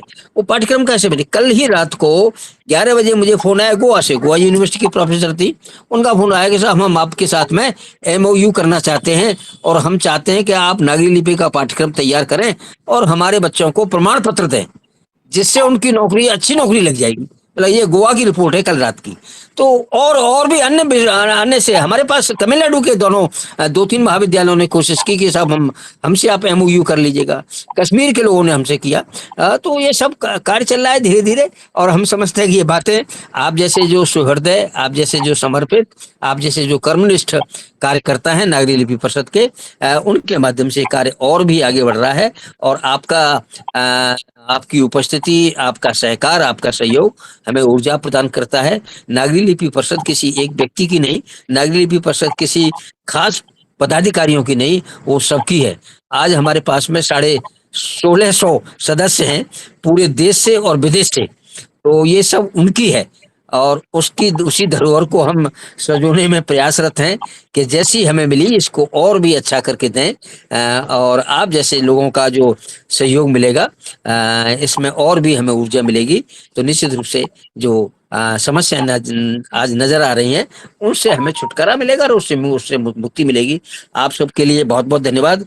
पुनः आपके जो शुभकामनाएं आपने दी हैं, मेरे पास लगभग 150 से ज्यादा देश विदेश से सुबह से फोन भी आ रहे हैं और ये 4 जो ग्रुप है मेरे नागरी लिपि के, उन सब में भी संदेश मिल रहे हैं। तो और व्यक्तिगत रूप से भी फोन आ रहे हैं, तो मैं सबके प्रति श्रद्धान्वित हूँ और सबके प्रति मैं अपना आभार प्रकट करता हूँ कि आपने मुझे याद करते हैं और मुझे इससे ऊर्जा मिलती है। और हम समझते हैं कि भले ही आयु बढ़ गई हो 1 साल, मैं तो समझता हूँ कम हो गई है जितने ईश्वर ने वर्ष दिए हैं, तो जो काम करने हैं उसमें रहे सही वर्ष में उसको समेटना है। वो क्या होता है सब प्रभु की कृपा है, उनकी जो इच्छा है उसके अनुसार होगा। आप सबके लिए पुनः पुनः बधाई, बहुत बहुत साधुवाद, धन्यवाद, नमस्कार। बहुत बहुत धन्यवाद आदरणीय सर। और आप जिए हजारों साल, साल के दिन हो 50,000, क्योंकि जैसे जैसे व्यक्ति बढ़ता है और वो इतना उसकी काम इतने अच्छे हो जाते हैं कि मुझे ऐसा लगता है कि वो ज्यादा दिन जीना चाहिए, क्योंकि समाज के लिए, देश के लिए और आपकी बहुत आवश्यकता है। आप स्वस्थ रहें और दीर्घायु हो, ऐसी ईश्वर से मैं प्रार्थना 1 करती मिनट कुछ कहना चाहता था। हाँ सर, मैं बस हरिराम वाजपेयी सर के बाद मैं सबको एक एक करके बुलाऊंगी। सर 2 मिनट धैर्य धारण कीजिए, सभी लोग लाइन में हैं। बहुत बढ़िया, दे दो। बिल्कुल सर, बहुत 5 किलो दे बहुत दो। धन्यवाद। सर मैंने क्या कहा आदरणीय सर आपको, ने बताया मेरी अगर क्वालिटी होगी तो मैं ले गया हूँ इस आदमी से जो सामने है। इतने तो गदर आम दिए इसने कि मुझे आदरणीय याद है, मुझे सर ने विश्वास हमें हट गया बहुत कि सारी बातें बताई कि देश विदेश में किस तरह से नागरी लिपि और हिंदी का प्रचार प्रसार हो रहा है और नित्य निरंतर होते रहना चाहिए। बहुत बहुत धन्यवाद सर। और हम ससम्मान हमारे साथ जुड़ चुके हैं एक और महानुभूति, जिनकी उपस्थिति अगर इस कार्यक्रम में ना होती तो हमें कार्यक्रम अधूरा लगता। आदरणीय श्री हरिराम वाजपेयी सर जुड़ चुके हैं हमारे साथ और चंद पंक्तियों से आदरणीय हरिराम वाजपेयी सर का स्वागत करती हूँ मैं। वक्ताओं की ताकत है भाषा, लेखक का अभिमान है भाषा, भाषाओं की सीट पर बैठी मेरी प्यारी हिंदी भाषा। हिंदी परिवार इंदौर के अध्यक्ष आदरणीय हरिराम वाजपेयी सर हमारे साथ जुड़ चुके हैं। ससम्मान आमंत्रित करती हूँ। साथ ही साथ आदरणीय सर को जन्म दिवस की हार्दिक शुभकामनाएं देते हैं। स्वागत है सर आपका। आप कृपया अपना वीडियो खोल लीजिए। ससम्मान स्वागत है, हृदय से अभिनंदन है सर आप। सर कुछ आशीर्वचन पटल पर उपस्थित आप सभी महानुभावों को मैं प्रणाम कर रहा हूँ, सादर वंदन कर रहा हूँ। पहले तो मैं क्षमा याचना कि मैंने प्रभु जी से भी कहा था कि, और शर्मा जी का फ़ोन आया था कि मेरी कोशिश होगी कि मैं कार्यक्रम में जुड़ पाऊँ। अभी बड़ी मुश्किल से थोड़े से कार्यक्रम समाप्त हुए हैं, मित्रों का प्रेम यहाँ भी मिल रहा है, लेकिन आप लोगों के भी दर्शन करना बहुत ज़रूरी थे, क्योंकि मैं और आदरणीय हरिपाल सिंह जी दोनों की राशि एक ही है, दोनों के नाम हाथ से शुरू होते हैं और दोनों का जन्मदिन एक ही दिन पड़ता है। तो ऐसी स्थिति में ऐसा लगता है कि ये प्रयाग है, गंगा और यमुना का मिलन हो रहा है। और उनका भी आशीर्वाद अभी मैंने सर को सुना भी, जिस तरीके से समर्पित होकर के नागरी लिपि के लिए आप काम कर रहे हैं, उससे न सिर्फ नागरी लिपि का संवर्धन हो रहा, बल्कि हमारे जैसे कई लोगों को, और जो हिंदी भाषा साहित्य के प्राध्यापक हैं, महाविद्यालयों में पढ़ा रहे हैं या और कहीं, उनको आपके उद्बोधन से, आपकी उपस्थिति से बहुत कुछ प्रेरणा मिलती है। कहीं कहीं जब मैं खुद भी राजभाषा अधिकारी रहा हूँ, ये विषय भी रहा मेरे पास, जब निराशा पैदा होती है सरकार के रवैये से या अपने उच्च अधिकारियों को, कई लोग महसूस करते होंगे, आप लोग तो कर हिंदी के प्राध्यापक इसलिए ये मौका नहीं आता होगा, हम लोगों को बहुत आता है। सरकारी कार्यालयों में हम कुछ करना चाहते हैं, लेकिन हमारे ऊपर जो लोग बैठे हैं वो हिंदी नहीं जानते हैं या हिंदी में नहीं करना चाहते हैं, तो किसी तरह घुमा फिरा करके टालने की कोशिश करते थे। मैं ईश्वर की दया से इसलिए सफल रहा हूँ, मैं थोड़ा सा बता दूँ जन्मदिन पर, चूँकि मैं बैंक अधिकारियों का बहुत बड़ा लीडर रहा हूँ, तो जो भी अधिकारी हमारे ऊपर बैठता था वो दब के चलता था कि इसके सामने तो कुछ बोल नहीं पाएंगे, तो जितनी कार्यशालाएं करना हो या और व्याख्यान कराना हो, सारे के सारे करने के लिए मुझे अनुमति मिल जाती थी, और वो अनुमति ही मुझे यहाँ तक ले आई। और अगर वो न मिली होती तो आप जैसे विद्वानों का परिचय मेरा नहीं होता और आप लोगों को सुनने का मौका नहीं मिलता। आज जन्मदिन के शुभ अवसर पर अभी मुझे, जैसा कि हरिपाल सिंह जी कह रहे थे कि देश विदेश से बहुत सारी शुभकामनाएं, मुझे मालूम था कि जीवन में इतनी शुभकामनाएं मिल सकती लोगों की कि लेते हुए शुभकामना बहुत हो रहा हर्ष। हम तो कहते हैं लोग कि लेते हुए शुभकामना बहुत हो रहा हर्ष, मित्रों का जो प्यार मिला क्या मंगलमय निष्कर्ष। ये आप सब मित्रों के आशीर्वाद और शुभकामनाएं, वो चाहे साहित्य की बात करें, चाहे समाज सेवा की बात करें, हिंदी की बात करें, देवनागरी की बात करें, नागरी लिपि परिषद की बात करें, जहाँ भी होते हैं, जब इन लोगों को, आप लोगों को देखता हूँ तो एक प्रेरणा मिलती है, जोश मिलता है। उस समय मैं भूल जाता हूँ कि मेरी उम्र 80 पार हो चुकी है आज 82 का हो चुका हूँ। लोग हमें उल्टा करके बता रहे थे कि कई लोग, मित्र लोग आए जो अभी पार्टी खत्म हुई, कि 82 कौन कहता है, 28 कर दो। तो हमने कहा ऐसा करने की जरूरत नहीं है, आप तो अपनी शुभकामनाएं देते रहें, और अगर जितना कर सकते हो, और जितने शर्मा जी बैठे हुए, दोपहर में मेरी बात हुई थी कि मैं कोशिश करूंगा, सिर्फ इतना कहना चाहता हूं, आप सभी से विनती मेरी है, हम अपने जहां पर जॉब कर रहे हैं, जिसे नौकरी कहते हैं, हिंदी पढ़ा रहे हैं या कविताएं लिख रहे हैं या कवि सम्मेलन में जा रहे हैं, या वहां तक सीमित न रखें। हमारी सीमाएं बाहर की लाएं।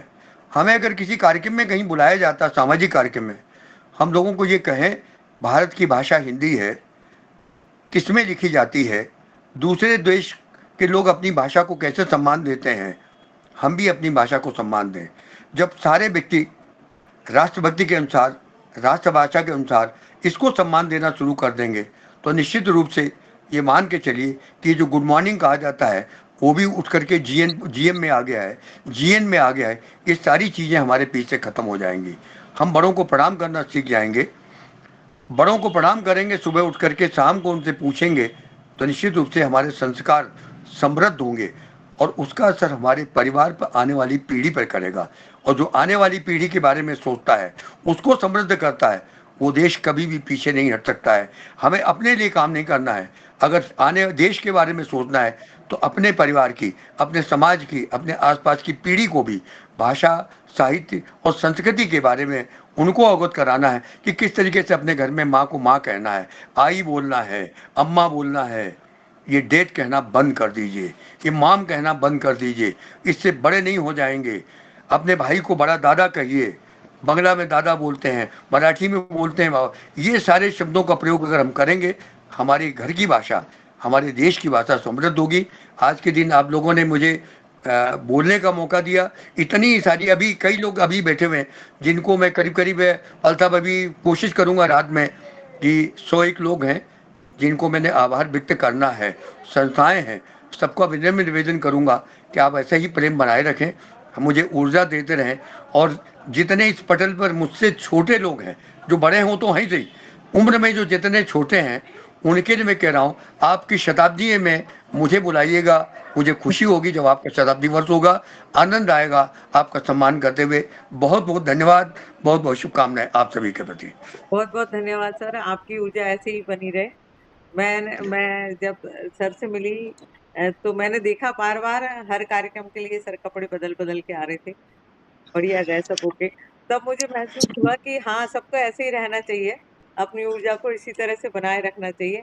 जितना ज्ञान यहाँ पर है उतना ही वो ऊर्जावान भी है। बहुत बहुत धन्यवाद सर, आप दोनों का आशीर्वाद हम सब पर ऐसे ही बरसता रहे, इन्होंने ऐसी ही कामना करती हूँ। वाजपेयी जी ने अपने आप के लिए कितनी बड़ी शुभकामना दी है वो सुनी आपने। हाँ, बिल्कुल उन्होंने सर। कहा कि जो मुझसे छोटे हैं उनके शताब्दी समारोह में मैं शामिल होना चाहता हूँ। बिल्कुल तो बिल्कुल। स्वयं के लिए उन्होंने शुभकामनाएं व्यक्त की है।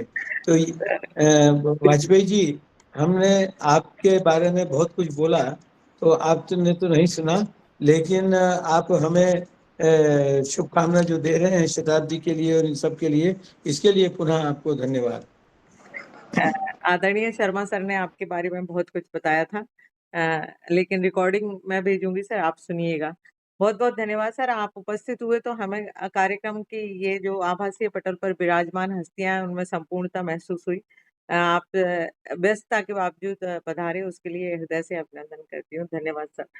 चलिए अब हम एक एक करके सिर्फ एक एक मिनट लीजिएगा क्योंकि समय उतना ही है। सभी लोगों को मैं आमंत्रित करती हूँ। सबसे शुरुआत से जुड़े हुए हैं हमारे साथ डॉक्टर सोमदत्त काशीनाथ जी, जो कि अमेरिका से जुड़े हुए हैं। ससम्मान स्वागत है सर आपका। मॉरिशस से हैं। मॉरिशस से, सॉरी, क्षमा चाहती हूँ सर के और पता नहीं नाम कुछ ऐसे हो रहे हैं। ये संगीता चौबे जुड़ी हुई है हमारे हाँ साथ सर, सबको कतर से। हाँ, बुलाऊंगी सर एक एक करके सबको। आदरणीय सोमदत्त काशीनाथ सर का स्वागत है। कृपया आप बस समय का ध्यान रखिए। स्वागत है सर जी। नमस्कार सभी को। नमस्कार मैडम, नमस्कार हरिपाल सर। सर, आपने मुझे इस पटल से जोड़ा, आपने मुझे ये नागरिक लिपि परिषद से जोड़ा, इसके लिए बहुत बहुत धन्यवाद। क्योंकि ऐसे बड़े मंच पर हम जैसे छोटे छोटे लोगों को जुड़ने का मौका भी नहीं मिलता है और हम सपने भी नहीं देखते हैं। फिर भी जितना भी हो सकता है हम हिंदी के लिए कर रहे हैं, नागरिक लिपि प्रचार के लिए कर रहे हैं, और जितना भी सहयोग आपसे मिल रहा है उसके लिए हम बहुत बहुत आभारी हैं। और आगे भी आपका सहयोग मिलता रहे, आपका हाथ हमारे सिर पर बना रहे, इसके लिए हम भगवान से निवेदन करेंगे कि आप और 100 साल और जिए। धन्यवाद सर। बहुत बहुत धन्यवाद आदरणीय सर। आपकी उपस्थिति को नमन करती हूँ। आप शुरुआत से इस पटल पर हैं, बहुत बहुत धन्यवाद। और अब अंजू जी भी शुरुआत से ही जुड़ी हुई हैं हमारे साथ। अगर वो कुछ कहना चाहें तो अपना माइक खोल के और वीडियो खोल के कुछ कह सकती हैं। नहीं तो फिर आदरणीय संगीता चौबे जी हैं। मैं भी चौबे हूँ मैम, ससम्मान स्वागत करती हूँ। आप कुवैत से जुड़ी हुई हैं, स्वागत है आपका। बहुत धन्यवाद, बहुत आभार डॉक्टर रश्मि जी। समृद्ध मंच को नमन करती हूँ और ये मेरा परम सौभाग्य है आज कि मुझे आज आमंत्रित किया नागरिक लिपि परिषद के मध्य प्रदेश इकाई के संयोजक आदरणीय डॉक्टर प्रभु चौधरी जी और हमारे माननीय डॉक्टर हरि सिंह पाल जी, जिनका कि आज जन्मदिन भी है। तो ये मेरा परम सौभाग्य कि आज आप सब वरिष्ठ साहित्य विभूतियों के बीच में मुझे उपस्थित होने का और अपने मन के भावों को यहाँ पे अभिव्यक्त करने का आपने अवसर दिया। माननीय श्रद्धेय परम आदरणीय डॉक्टर हरिराम वाजपेयी जी, आपको भी मैं सादर प्रणाम निवेदित कर देती हूँ। और आदरणीय डॉक्टर हरि सिंह पाल जी, आप दोनों को मैं जन्मदिन की हार्दिक बधाइयाँ, शुभकामनाएं 4 पंक्तियों के माध्यम से प्रेषित करती हूँ, क्योंकि अधिक समय मैं नहीं लेना चाहूंगी। साहित्य को समर्पित है जो अधरों पर मुस्कान लिए, साहित्य को समर्पित हैं जो अधरों पर मुस्कान लिए, नेह भाव उर में रखते हैं कवियों का सम्मान लिए। मिले इन्हें संपूर्ण सफलता साहित्यिक गतिविधियों में, मिले इन्हें संपूर्ण सफलता साहित्यिक गतिविधियों में। जन्म दिवस की मंगल बेला आई है उत्थान लिए, जन्म दिवस की मंगल बेला आई है उत्थान लिए। तो आप दोनों श्रेष्ठ साहित्य विभूतियों को जन्मदिन की हार्दिक मंगलमय बधाइयाँ, शुभकामनाएं और मेरे चरण वंदन। इसके बहुत साथ बहुत मैं अपनी धन्यवाद वाणी को आदरणीय, विराम देती हूँ। बहुत बहुत धन्यवाद। आपने बहुत सुंदर, और ऐसा लग रहा है कि जैसे हलवा खा लिया या अगर विदेश में होते तो केक खा लिया आपकी रचना से हमने। बहुत बहुत धन्यवाद। आदरणीय डॉक्टर शारदा जी जुड़ी हुई हैं, उनका स्वागत है शुभकामनाएं देने हुई तो इस आभासीय पटल पर। कृपया आप अपना माइक खोल लीजिए और वीडियो खोल लीजिए। समस्त उपस्थित विद्वत जनों को मेरा सादर नमन वंदन। आज के इस शुभ अवसर पर, शुभ संध्या पर हमारे बीच दो परम आदरणीय साहित्य सेवी, साहित्य को समर्पित विद्वजन उपस्थित है। मैं इन दोनों का हार्दिक अभिनंदन करती हूँ और हृदय की अतल गहराइयों से शुभकामनाएं प्रेषित करती हूँ। आदरणीय हरि सिंह पाल जी से मेरा जुड़ाव नागरी लिपि परिषद से हुआ। इन्होंने ही मुझे इसका आजीवन सदस्य बनाया और फिर मैं अमरकंटक सम्मेलन में सर के साक्षात दर्शन हुए। मैं इनसे बहुत ही ज्यादा प्रभावित हुई और लगा जैसे कि नागरी लिपि को समर्पित एक ऐसे महानुभाव जुड़े हैं जो सचमुच में नागरी लिपि को देश में तो है ही, विदेशों तक में इसका ध्वज फहरा रहे हैं। मैं हरे राम वाजपेयी सर जी को भी बहुत बहुत बधाइयां देती हूँ।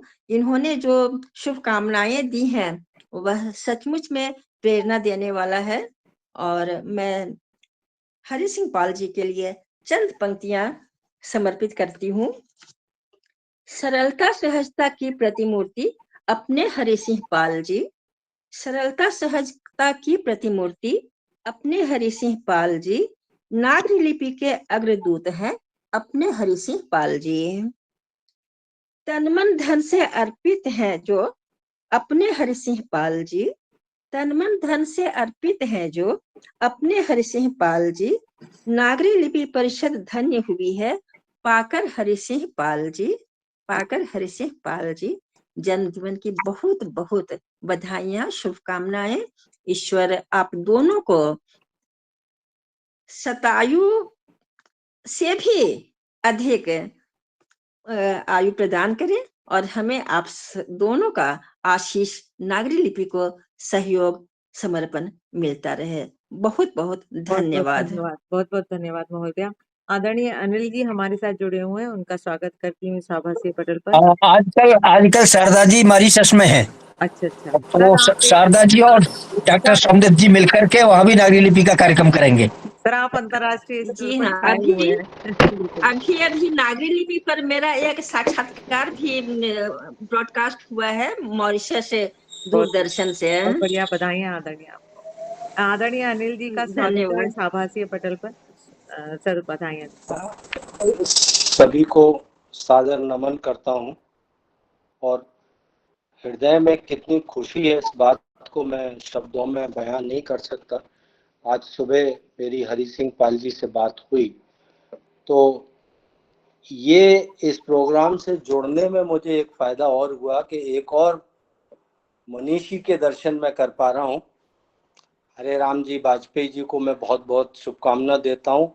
हरि सिंह पाल जी तो मेरे बड़े भाई हैं, हालांकि मुझसे 21 दिन बड़े हैं लेकिन हैं तो बड़े हैं, और उन्होंने साहित्य में कितना सिखाया है वो मैं ही समझता हूँ।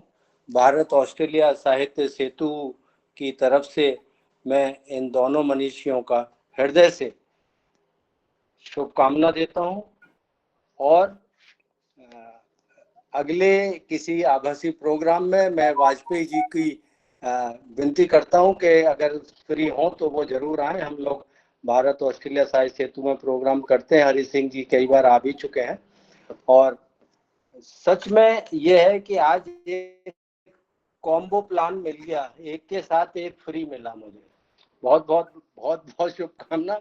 सब मनीषी मुझे मिले, डॉक्टर रश्मि, डॉक्टर सोमदत्त काशीनाथ जी, संगीता चौबे जी, डॉक्टर शारदा, जितने लोग प्रभु जी, मैं सबको हृदय से, श्री बीके पूरा नाम नहीं दिख रहा है, मैं सबको नमन करता हूँ।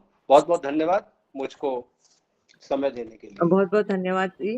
और हमारे साथ अंजू जी जुड़ चुकी हैं, उनका स्वागत है। बस 1 मिनट है मैम, आप बधाइयाँ दे सकते हैं। स्वागत है आपका।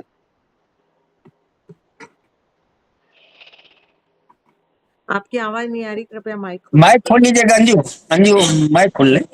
जी जी जी जी। सबसे पहले तो मैं सर को शुभकामनाएं और ढेर सारी बधाइयां देना चाहूंगी कि आपको लंबी उम्र मिले, स्वस्थ जीवन मिले और आप इसी तरह से हमारा मार्गदर्शन करते रहें सर।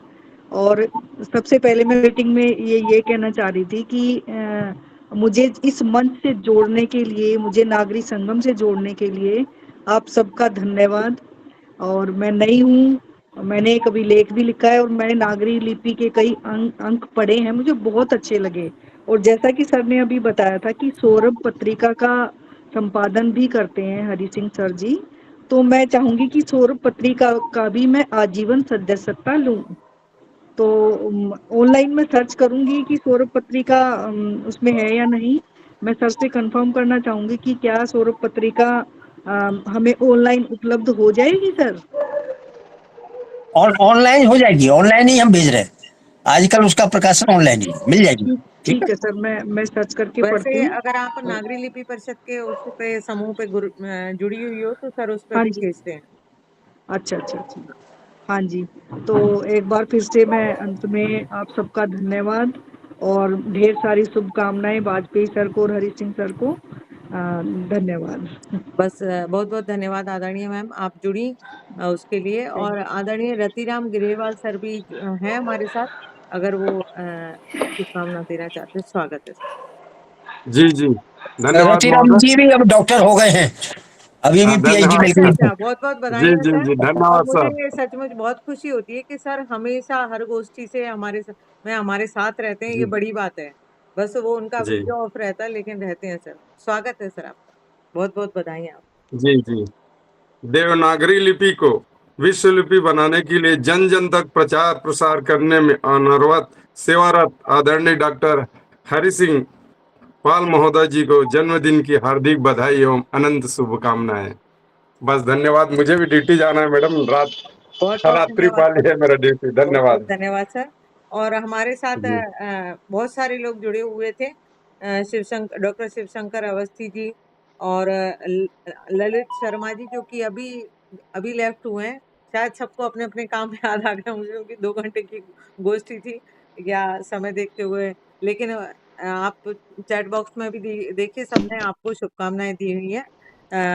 मैं अगर किसी को नहीं बुला पाई तो मैं क्षमा चाहती हूँ, और अगर कोई जुड़ा है तो वो खोल सकता है, नहीं तो मैं डॉक्टर मुक्ता कान्हा कौशिक जी, जो कि संयोजक हैं छत्तीसगढ़ से हमारे साथ, उनका ससम्मान स्वागत करती हूँ इस आभासीय पटल पर आभार व्यक्त करने हेतु।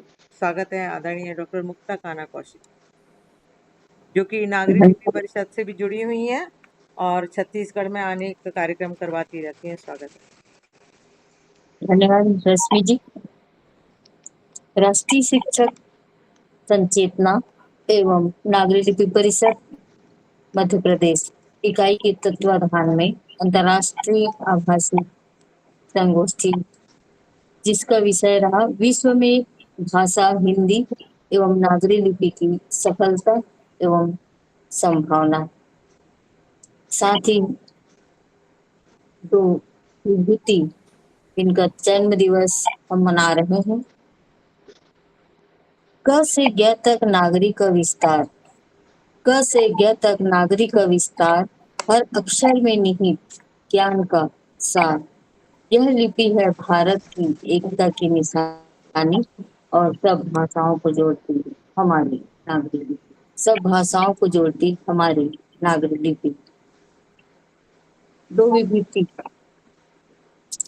जिनका हम जन्म दिवस मना रहे हैं, उनके लिए 4 लाइन कहना चाहूंगी कि बुलंद रहे सदा आपके सितारे, बुलंद रहे सदा आपके सितारे और टलती रहे सदा आपकी बलाएं।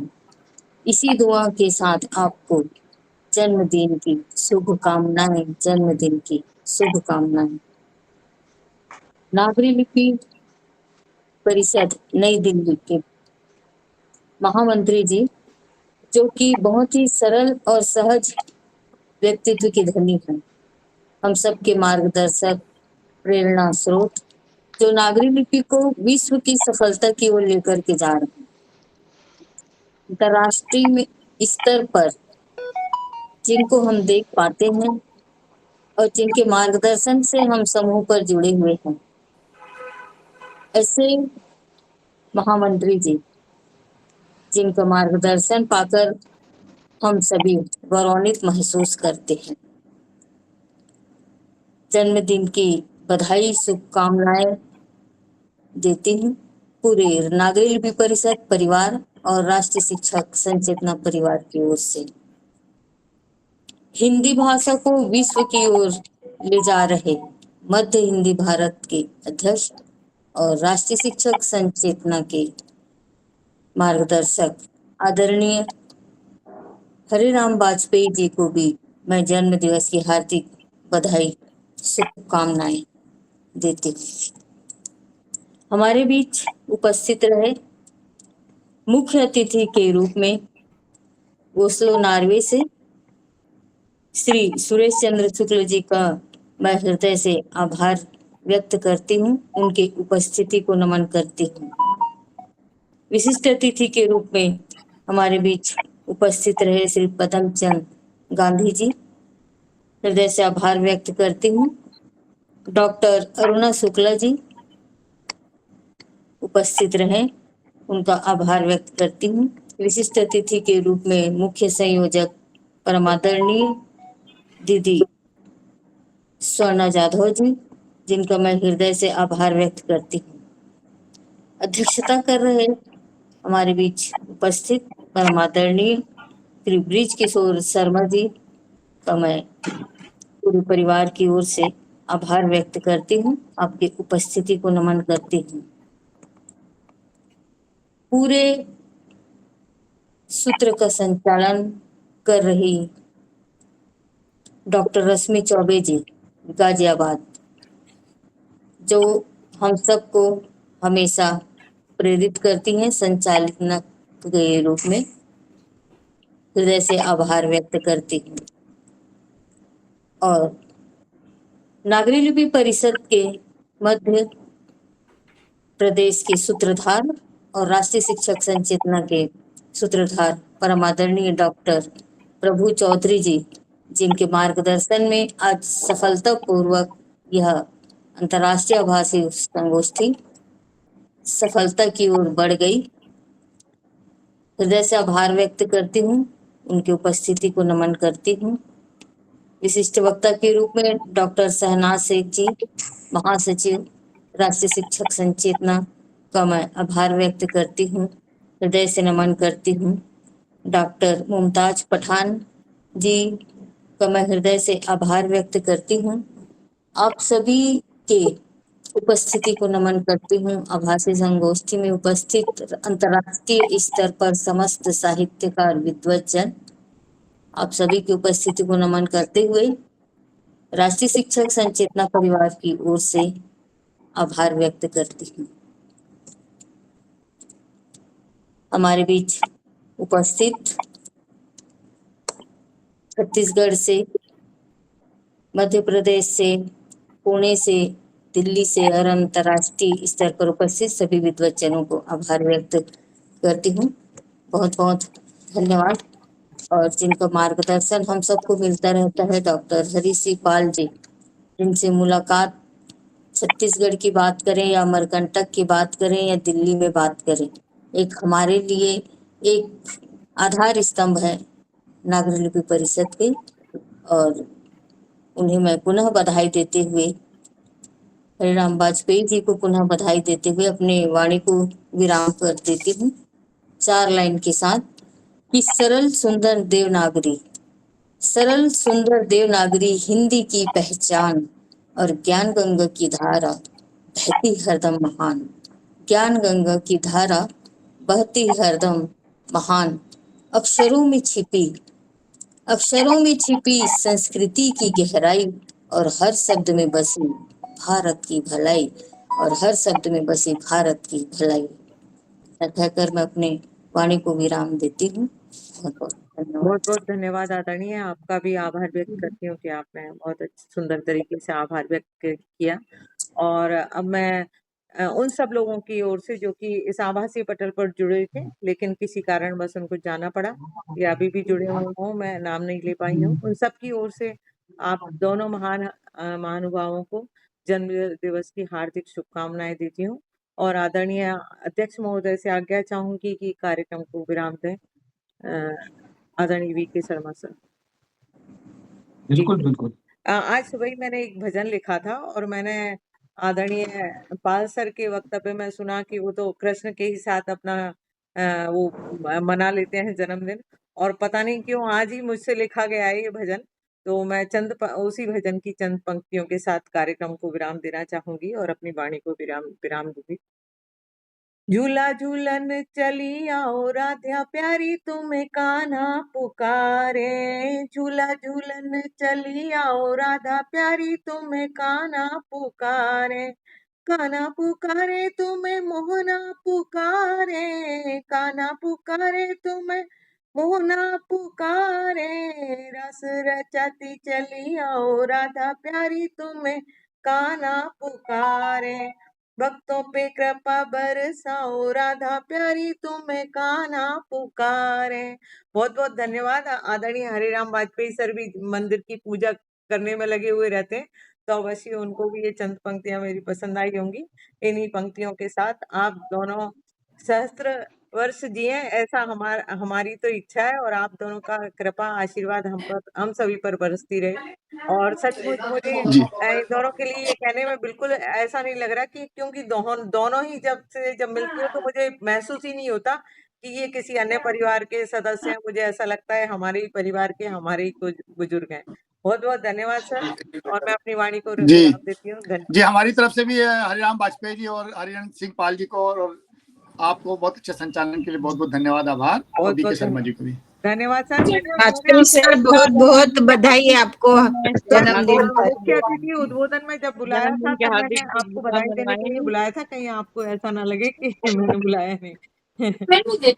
भाई रश्मि जी, आपने इतना अच्छा भजन सुनाया कि डॉक्टर अंजू पांचाल उस भजन को मांग रही हैं। हाँ बिल्कुल मैं भेज दूंगी सर, आप उनका नंबर दीजिए मुझे। बिल्कुल बहुत ही सुंदर मधुर भजन, मुझे भी चाहिए। बहुत सुंदर भजन रश्मि जी, और बहुत मधुर आवाज। बहुत धन्यवाद। आदरणीय मनोज जी भी जुड़ चुके हमारे साथ, उनकी ओर से भी बधाइयां सर आपको। नमस्कार सब, हम फिर मिलेंगे एक बार फिर से। धन्यवाद। जी।